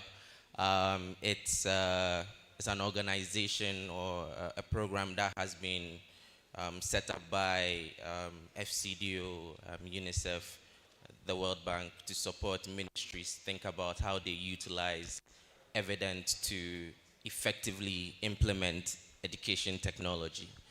And so today I'm here to talk to you about a study that was commissioned by FCDO and members of the PLANE team as they begin to explore how they scale some of the initiatives that has been happening on PLANE and think about how technology can be utilized in there. And so today I will be doing a quick introduction about the EdTech Hub and then jump right into the study that has been conducted, and hopefully that would be useful to all in the room. So a little bit about the EdTech Hub. Like I mentioned, it's a global partnership. So what that means is that it's made up of a number of organizations and not just one organization. So we have Results for Development, we have Cambridge University, Jigsaw, Brink. These are all individuals who have different sets of skills in research, innovation, and interacting with ministries to really think through how we utilize evidence to implement education technology. And the whole idea is to empower decision makers, people, and the many individuals who commit themselves into improving the lives of girls and boys across, and utilize the information that exists to really make a difference in their work and in the lives of these children. And so the question is why? Now, over the last couple of years, we've basically learned that technology is a significant component in delivering education more broadly. It has some good and bad sides. But what is beautiful about knowledge is that when you know the good sides, you can do more of it. And when you know the bad sides, you can do less of it. And so we are here, we've been established to really understand what are the gaps in our knowledge, whether good or bad. Because when you are walking down the road and you see, a pothole, you see it one day, the next day you see it another day, but then your knowledge has been informed, and so the next time you might use another route. And so the whole idea is to help identify gaps and surface them to decision makers at any point in time, so that as you do your day-to-day and are busy trying to improve lives, you are not worried too much about what are the gaps in knowledge, because they are there for you to utilize. And essentially, when we look at technology, we are basically looking at how that can be used to improve learning at scale and cost effectively. Because the more we are able to save, the more we are able to do. And so the whole idea is understanding what we can use technology to improve at scale and cost effectively. Now, the fundamental theory is that if we can generate enough knowledge of what we know and what we don't know, then we can help decision makers, individuals who deliver education day in, day out, to utilize the evidence through hands-on support, which we hope would effectively, equitably, and affordably make EdTech support the scale plans or the growth plans of education programming more broadly. And tapping into the general agenda, improve learning outcomes. So the EdTech Hub, we've been functioning across 7 different countries. Unfortunately, Nigeria is not one, but we'll see what happens. We are in Ghana, Sierra Leone, Malawi, Kenya, Tanzania, Bangladesh, Pakistan. However, we try to do as much activities as possible, and through some of our functions, we are able to do studies like these. So before we get into what we've been able to find out through the rapid scan, we like to call it, I think it's important what we felt was important to give ourselves some context about playing. Again, I'm not going to go into that because it's the whole point why we are here, and additional conversations. But what we realized was that the initiative and the activities have done significant work over the last couple of years since it's been active. And now there are thoughts about how technology can be incorporated into the activities to improve learning more broadly. This is not to say technology hasn't been used, because throughout the conversations there have been reports, and technology has been used to compute and generate the findings, show the rates, and these are very significant. However, there is still a bit more that technology can do in terms of decision making when we think about increasing out of school, improving motivation of teachers, and getting kids to learn even when they are not able to come to school. And so to help us really think about how the technology would work, it became very important for us to look at, what currently is happening, the right things, so that we can really think about the right things, addressing the right needs for the right people at the right time. Point blank simple. So once we are able to do that, we can know where we make mistakes, learn from them, because mistakes are learning points. We can know where we are improving and do more of them. And so what we did was we used a rapid approach in terms. So this is to say that the study is not exhaustive. It doesn't look at everything in its entirety, but it looks at the existing reports, studies, journals that have been written, talk to a number of people to really understand, at least at the surface level, so that that would then pick at our brains in terms of what kinds of questions to ask whenever we are thinking about scaling our activities. Now, we did a rapid scan sometime in 2020. Between that time and today, we've realized that 31 million primary school students have been enrolled. 68% children primary are going to school at the right age, and 70% primary, on average, primary and junior high school completion rates. These are significant improvements which I think we all need to be happy about, and really think about how can we do more of that, how can technology be part of that journey as we increase these numbers. However, in all our progress, we've also seen some challenges when it comes to out of school, girls' access to schooling, quality, learning, and safety. And so once we had that general background, we then looked into the policy level, what is happening. Now, the interesting thing, we can list out all the policies, but I guess the interesting thing for us was between the 6 policies that we saw at the federal level, which cuts across not just education, but other sectors in the economy that indirectly impacts education. When you look at it at the state level, there are 4 main targeted plans and frameworks. However, it's not apparent the extent to which we are looking at the non-educational components in terms of, for example, coverage, infrastructure, things like that. Now, that is not to say these frameworks are not in those plans. However, as we begin to look at bringing technology into programming, we need to look at those plans again to see how they accommodate for the broader infrastructure and provision, so that as the technology pieces are being introduced into programming, we are not finding ourselves short of now having to think about investing in infrastructure, because that would be incorporated in the plans. Now, then we moved into what is currently happening. There are 5 main initiatives that we focused on.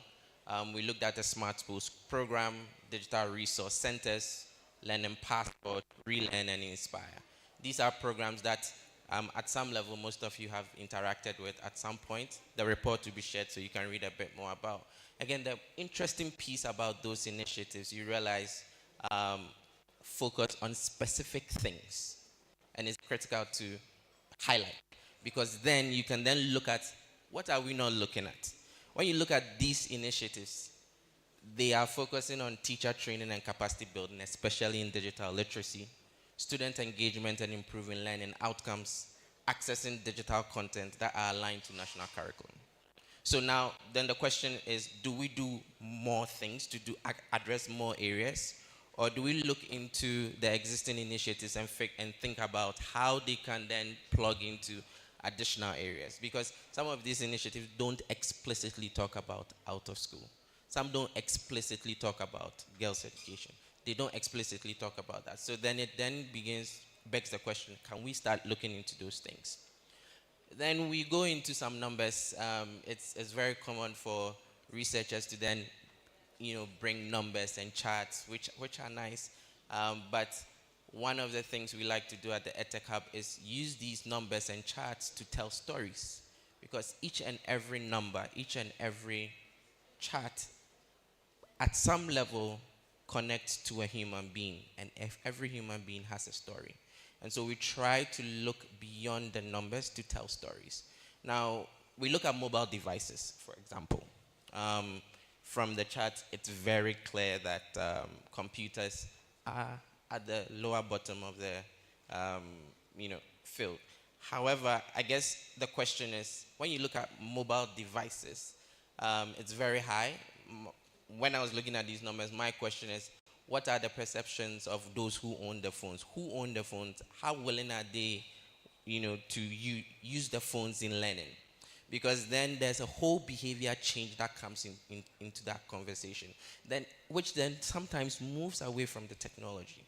before we get to the technology. So as we look at some of these numbers, it's very important to look at.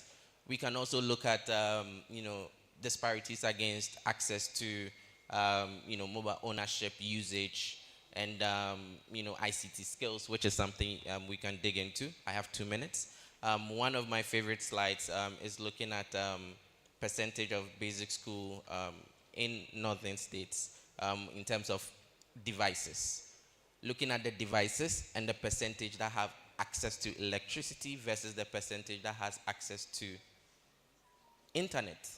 So now the question begs, as we think about utilizing technology in some of these activities, how then do we connect these numbers together to really ensure that teachers are being trained, to ensure that we are teaching at the right level, and everything that has been said in between?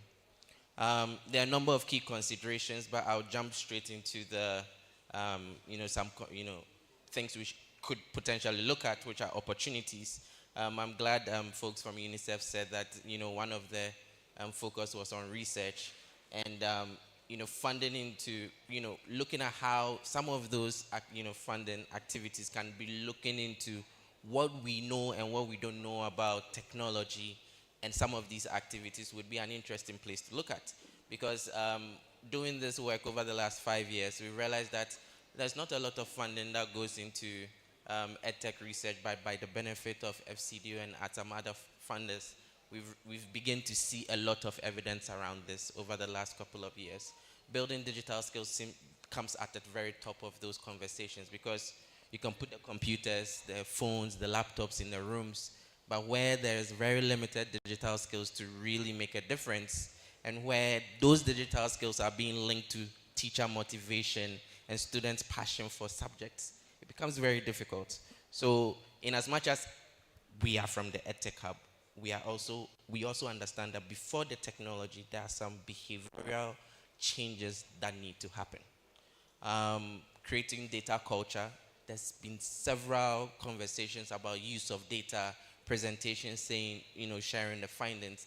And it's by engaging in these conversations every single day, not just at these meetings, but really when you look at, teaching learning circles and you bring the data to them and have them discuss. It could be printed.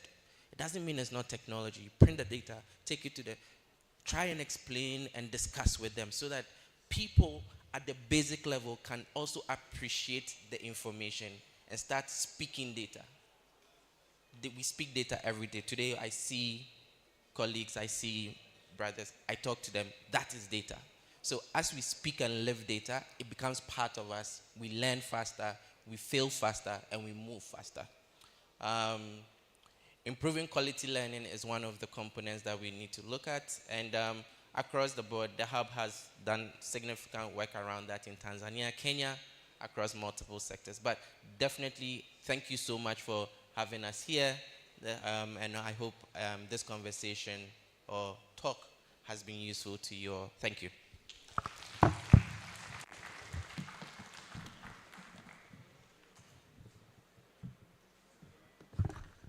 Thank you. Thank you. Shall we please one more time appreciate Mr. Rudolph Powerful, the MasterCard Global Engagement Lead, African Ghana Lead. He's a guest presenter, and of course he spoke to us intensively on EdTech, Hub Rapid Scan, the key findings and the reflections, and we've heard him very well. We're able to listen to what tech can do to us. Let's talk about how we can take the tech and incorporate it into the learning process. There's this issue of doing work from script to screen. Tech is already everywhere. Tech is already in the school. The only thing is for a conference like this to advocate for it to be taken as a fight by government so that we can having e-schools, e-chalkboard, and even e-teachers. There are a lot of ways we can do that, and of course, by the government's commitment to ensure that a tech has been put as a part of its policy to ensure that students learn through it as its only simple way to make learning effective. We thank you very much for that presentation. And I was instructed by the chair of the day to take questions. We had 3 presentations, and of course, several people do have questions that they would like to ask on out-of-school children, on the tech itself that has just been presented, and any other paper or questions that you have. But in the meantime, I did mention earlier on that a tea break is on. We'll be using the time to answer some of the questions, but you will be served from your seat. You have your meal ticket, present it, and you'll be given your food, and you'll be glad. So,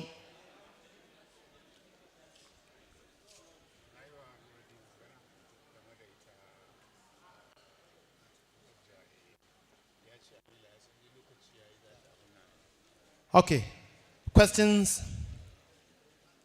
If you have questions on those areas that a presentation has taken place on, you can raise up your hands. We'll send a mic. Somebody is raising. Chair should tell us how we can go about this. Can we have an extra mic? Thank you.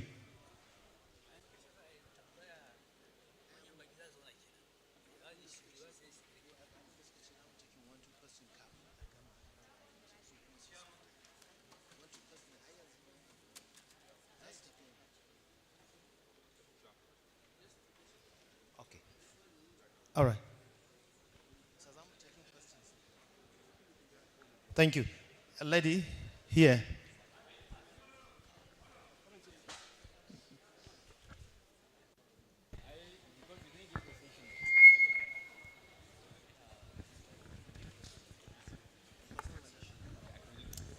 Yeah, thank you very much. I really want to align with the presentation on the Almajiri. And I want to ask the question, I'm sure Professor Buba Malami will answer me. Any of us who have done school, at least in my own case, in the 70s, I don't know when we separate. So the assumption that it was a pre-colonial, for me, I don't think it's true.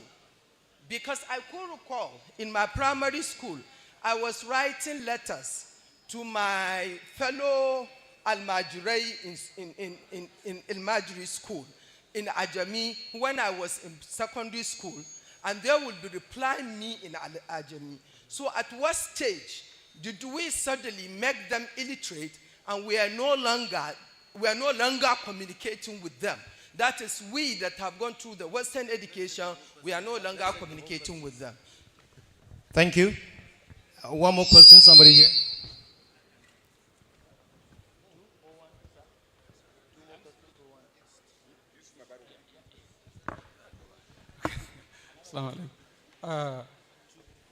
My question goes to all the 3 presenters.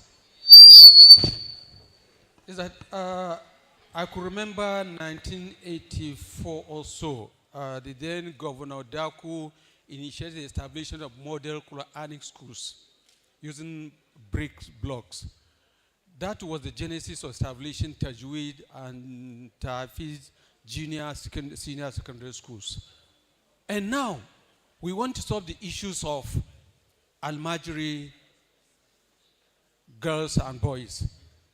So I don't know, how can we please look at those policies coupled with the present EdTech that we are having.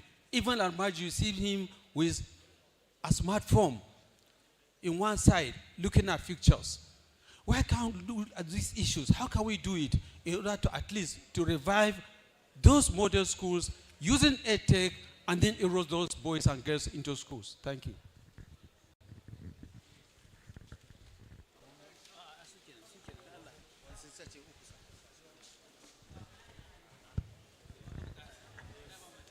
Assalamu alaikum wa rahmatullahi wa barakatuh. My name is Amina Umul Khair Ibrahim Bibi Farouk, and I am the president for Shekra Old Girls Association, Alumni Association. We talk about Almajiris, but we don't speak about the other side, which is the ladies, the girls. I wonder, is it going to be possible to do what was done before? I remember very well when I was in Shekara that Audubako would ask for all those girls that were hawking to be brought to Shekara. You know, and I remember their trace used to be kept at Mrs. Yahayajo's office until they finished school. Some of them became permanent secretaries, some of them became commissioners, and they were all girl hawkers. Now, it was during the military regime. I don't know if that is going to be possible in this kind of dispensation, and what will this Education Recovery Conference come up with as far as the girl child is concerned that is hawking? Because obviously there's a lot of literature for the boys, which is the Almajis. When we talk about Almajis, usually we're talking about the boys. So what are we doing for the girls? Thank you very much. Thank you. Chair.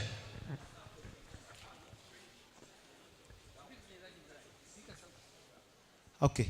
Somebody here.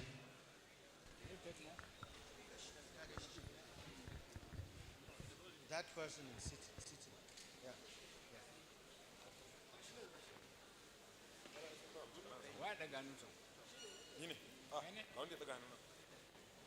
No, this one. Sorry. Yeah. Okay. My questions, because I have 3 questions, are the first is we have been talking about the problems that education is facing in Kano. We have seen statistics, we have seen images, videos of classes, but yet I think only little talked about solutions to those problems. We have been talking about the problem without talking about the solution. So if I think all the presenters, if they can give solution to a problem they bring, starting with this Almajiri, yeah, the problem is we are regarding to Almajiris as illiterate or something like that. But what is the solution to that? No one talked about it. We just talked about the problem. Okay, classes were shown that they are destroyed. Classes are being abandoned and stuff. That is a problem. What is the solution? What is your recommendation to the solution? Like, what do you recommend for the government to do in order to tackle that problem? Everybody keeps talking about problem, but solution is being forgotten. We need recommendation. And the last is about the EdTech. Yeah. When it comes to education, not just education, when it comes to the northern part of Nigeria, we forget about technology in everything we do. Literally everything. We only put technology when it comes to our own personal lives. So when things that have to do with healthcare, things that have to do with education, we forget about technology. And the EdTech presentation showed that, yes, there is very, very low use of technology in Kano. So what is the solution to that? Do we have anything on ground that is going to bring a change in technology to our education? Thank you. Thank you very much. I think we've taken enough. Please, let's listen to the panel. Let me give it to Dr. Right, I would quickly go through some of the questions. Professor Adam asked questions. At what point did we actually lose this capacity to engage with Ajami or with, basically with this Almajiri system? Well, there is a colonial context to this. All of you knew, as she said, most of us of our age can read and write in Ajami, and we have been writing letters to our parents, and they have been replying to us. But generations up to Dr. Hadiza Keri Abdurrahman's time, one of our regrets was that she could not read and write Ajami. She couldn't write Ajami in spite of the fact that she is a specialist in that area. Well, the colonial context simply is that the script was changed. Arabic no longer becomes the script for house writing. And if you change the script and turn it into something else, what you have done basically is you have turned everybody into an illiterate. From professors to Almajiri. When you change the script, you have completely destroyed a knowledge system. So that is the colonial context to that. But there are many things that we could do.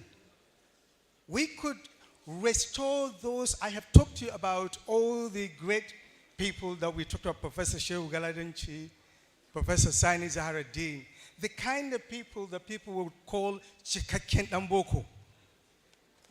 Or if you are Sufi, you might call them Insanu Kamil. The kind of people who are marrying that. Professor Sani Zaharaddin is the chief imam of Kano, but was a former vice chancellor of Bayero University, Kano. Professor Shehu Galadanchi is the mufti of the whole of National Mosque, but he's also a former vice chancellor and studied in Cambridge. Sani Zaharaddin studied in Canada, in McGill University, the top universities in the world. And I can talk to you about all these intellectuals who have been able to move us. So what you probably need to do is to begin to think about integrated Quranic school, not in this kind of very narrow context. We are all integrated here, because I can guarantee you, if you're given a choice between sending your child to an Islamic school or to a Boko school, you will choose Islamic school. This so-called Al-Majuri you're talking about are the very teachers of your children when they come back from private schools. You will call them and they will teach, and you want your children to memorize the Quran, and so that they can become all-round human beings. The kind of approach to this in Sino Kamo. So I think the real important thing, as Dr. Hadiza has been talking about, we have to respect the system, we have to recognize it, we have to give malams the kind of salaries that you give to us members, even though we're still crying about it. You have to recognize them as proper academics and give them the kind of hierarchy from graduate assistant to professor level. They used to be like that. Professor Galadanchi told me that at one point, School of Arabic Studies used to actually select people from secular schools to study for HSC in School of Arabic Studies itself. There was a point in which the integrated school was superior to the public schools. And he is alive. All of these people that I have been talking to you are knowledge archives that you can tap to. They are around, they are alive. Professor Galadanchi is about probably getting to 90, but he still have a straight back. And he's at home. Professor Sani Zaharaddin is around. So you can tap into these resources if you want to recognize, if you want to restore and recover the original, which is this issues about IQT. Thank you. Well, a very big thank you, Prof. Well, let me also add my voice to that. You see, when we came in as a government, we visibly see this problem and we understand it. And this is what we do. The first thing we did was to embark on a journey to Abuja.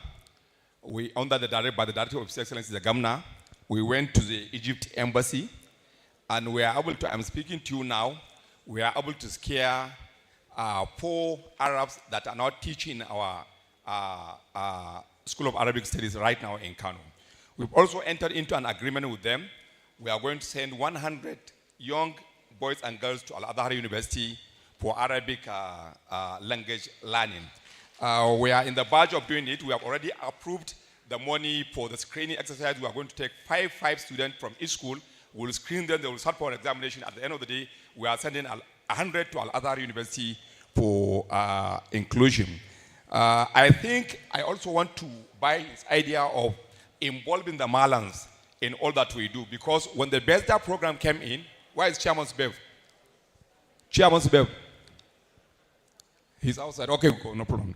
I think we selected certain alarmers and we placed them on salary. And it worked out. It worked out because it's all about inclusion. It works out and they are happy, they are contributing. And we also have a program anchored by the Islamic Development Bank, where we are building 4 schools in the state, one in Dogwa, one in Kilu, one in Ganduji, and the other one in Ungogo. These are boarding primary schools. They call it bilingual schools. And it aims to bring children from the Almajiri sect to come and sit together and live together, learning Islamic studies and Western education. We have already developed a curriculum for them. Also, the state government, its wisdom, have selected 4 other schools. We are now converting them to primary Islamia boarding schools. These schools, like which one? Maltaju Inadi Nani? Kiru, Dawakin Topa, Ungogo, and where? And Ungogo, and Albasu, I think. And Albasu. We are going to start this very soon. We have already developed the curriculum. And we are going, all this is aimed toward having Islamic or Arabic language being spoken in our schools. The President from Shekara, let me just tell you what we have at hand now. We have, in Kano State, we have almost 7 million students now. 7 million from primary to secondary schools. We have more than 10,000 schools. Primary and secondary, more than 10,000 schools. Primary and secondary. I'm just saying this to you to understand the gravity. When you are in school, maybe Shekara is the only 1 or 2 boarding girls schools that you can find around. Do you understand what I'm saying? Now we have more than 7 million students. I want you to see the gravity. So when we came in, we started what we call CCT, just to encourage these girls to come to school. Conditional cash transfer for girls. We are able to give to 48,000 students. But 48 is just a meager amount if you are talking about 10 million. 10 million. So you see, the problem is, while we are doing these things, you should also consider where we are now. Where we are now as a state. The Kano state of 1970s is not the Kano state of 2024. It is not. And one issue that this young and energetic boy mentioned is the issue of where are the solutions. These are the little solutions that we have. This meeting, my brother, this meeting is also part of the solution. For you to even understand, like doctors used to say, diagnosis is half the solution. So once we are now diagnosing the problem, even that one, even this one is a solution. For us to even come here and agree to sit down and say, look, we have this, identify it. Even that one on its own is 50% of the main work. And notwithstanding, I can tell you that we have built so many schools now. We are building so many blocks. We are purchasing teaching. When His Excellency came on board, from the day he came on board to today, we have spent more than 5 billion on teaching aid and teaching materials. Now we have in stock more than 20 trucks of chalk alone, chalk. So we are already with these things. Do you understand? But that notwithstanding, you have to assemble these professionals that knows the know-how, the technical know-how, to tell you this is what to do, this is what to do, this is what to do. And this is exactly what we are doing now. And I think with this, what next? I think with this now we will allow people to take their break. And 30 minutes. Thank you. Thank you. Please, let's appreciate the chair, please. Let's appreciate the chair. We have 30 minutes now for break time. We've already served the tea break. And I must tell you, we are having a great day. The communique group are assigned to room 4 now. I'm asked to inform you that communique group should begin to go to room 4, where you will start your deliberations. Any other paper will be taken to you. You will leave somebody that will be taking the rest of what is happening and then link up with you. But the communique group lead should please start moving to room 4. It's break time. The co-chair, the chair and the SSG will be leaving to take their break, and they will be leaving you to take your break as well. We'll be recessed and we'll convene in the next 30 minutes. Thank you.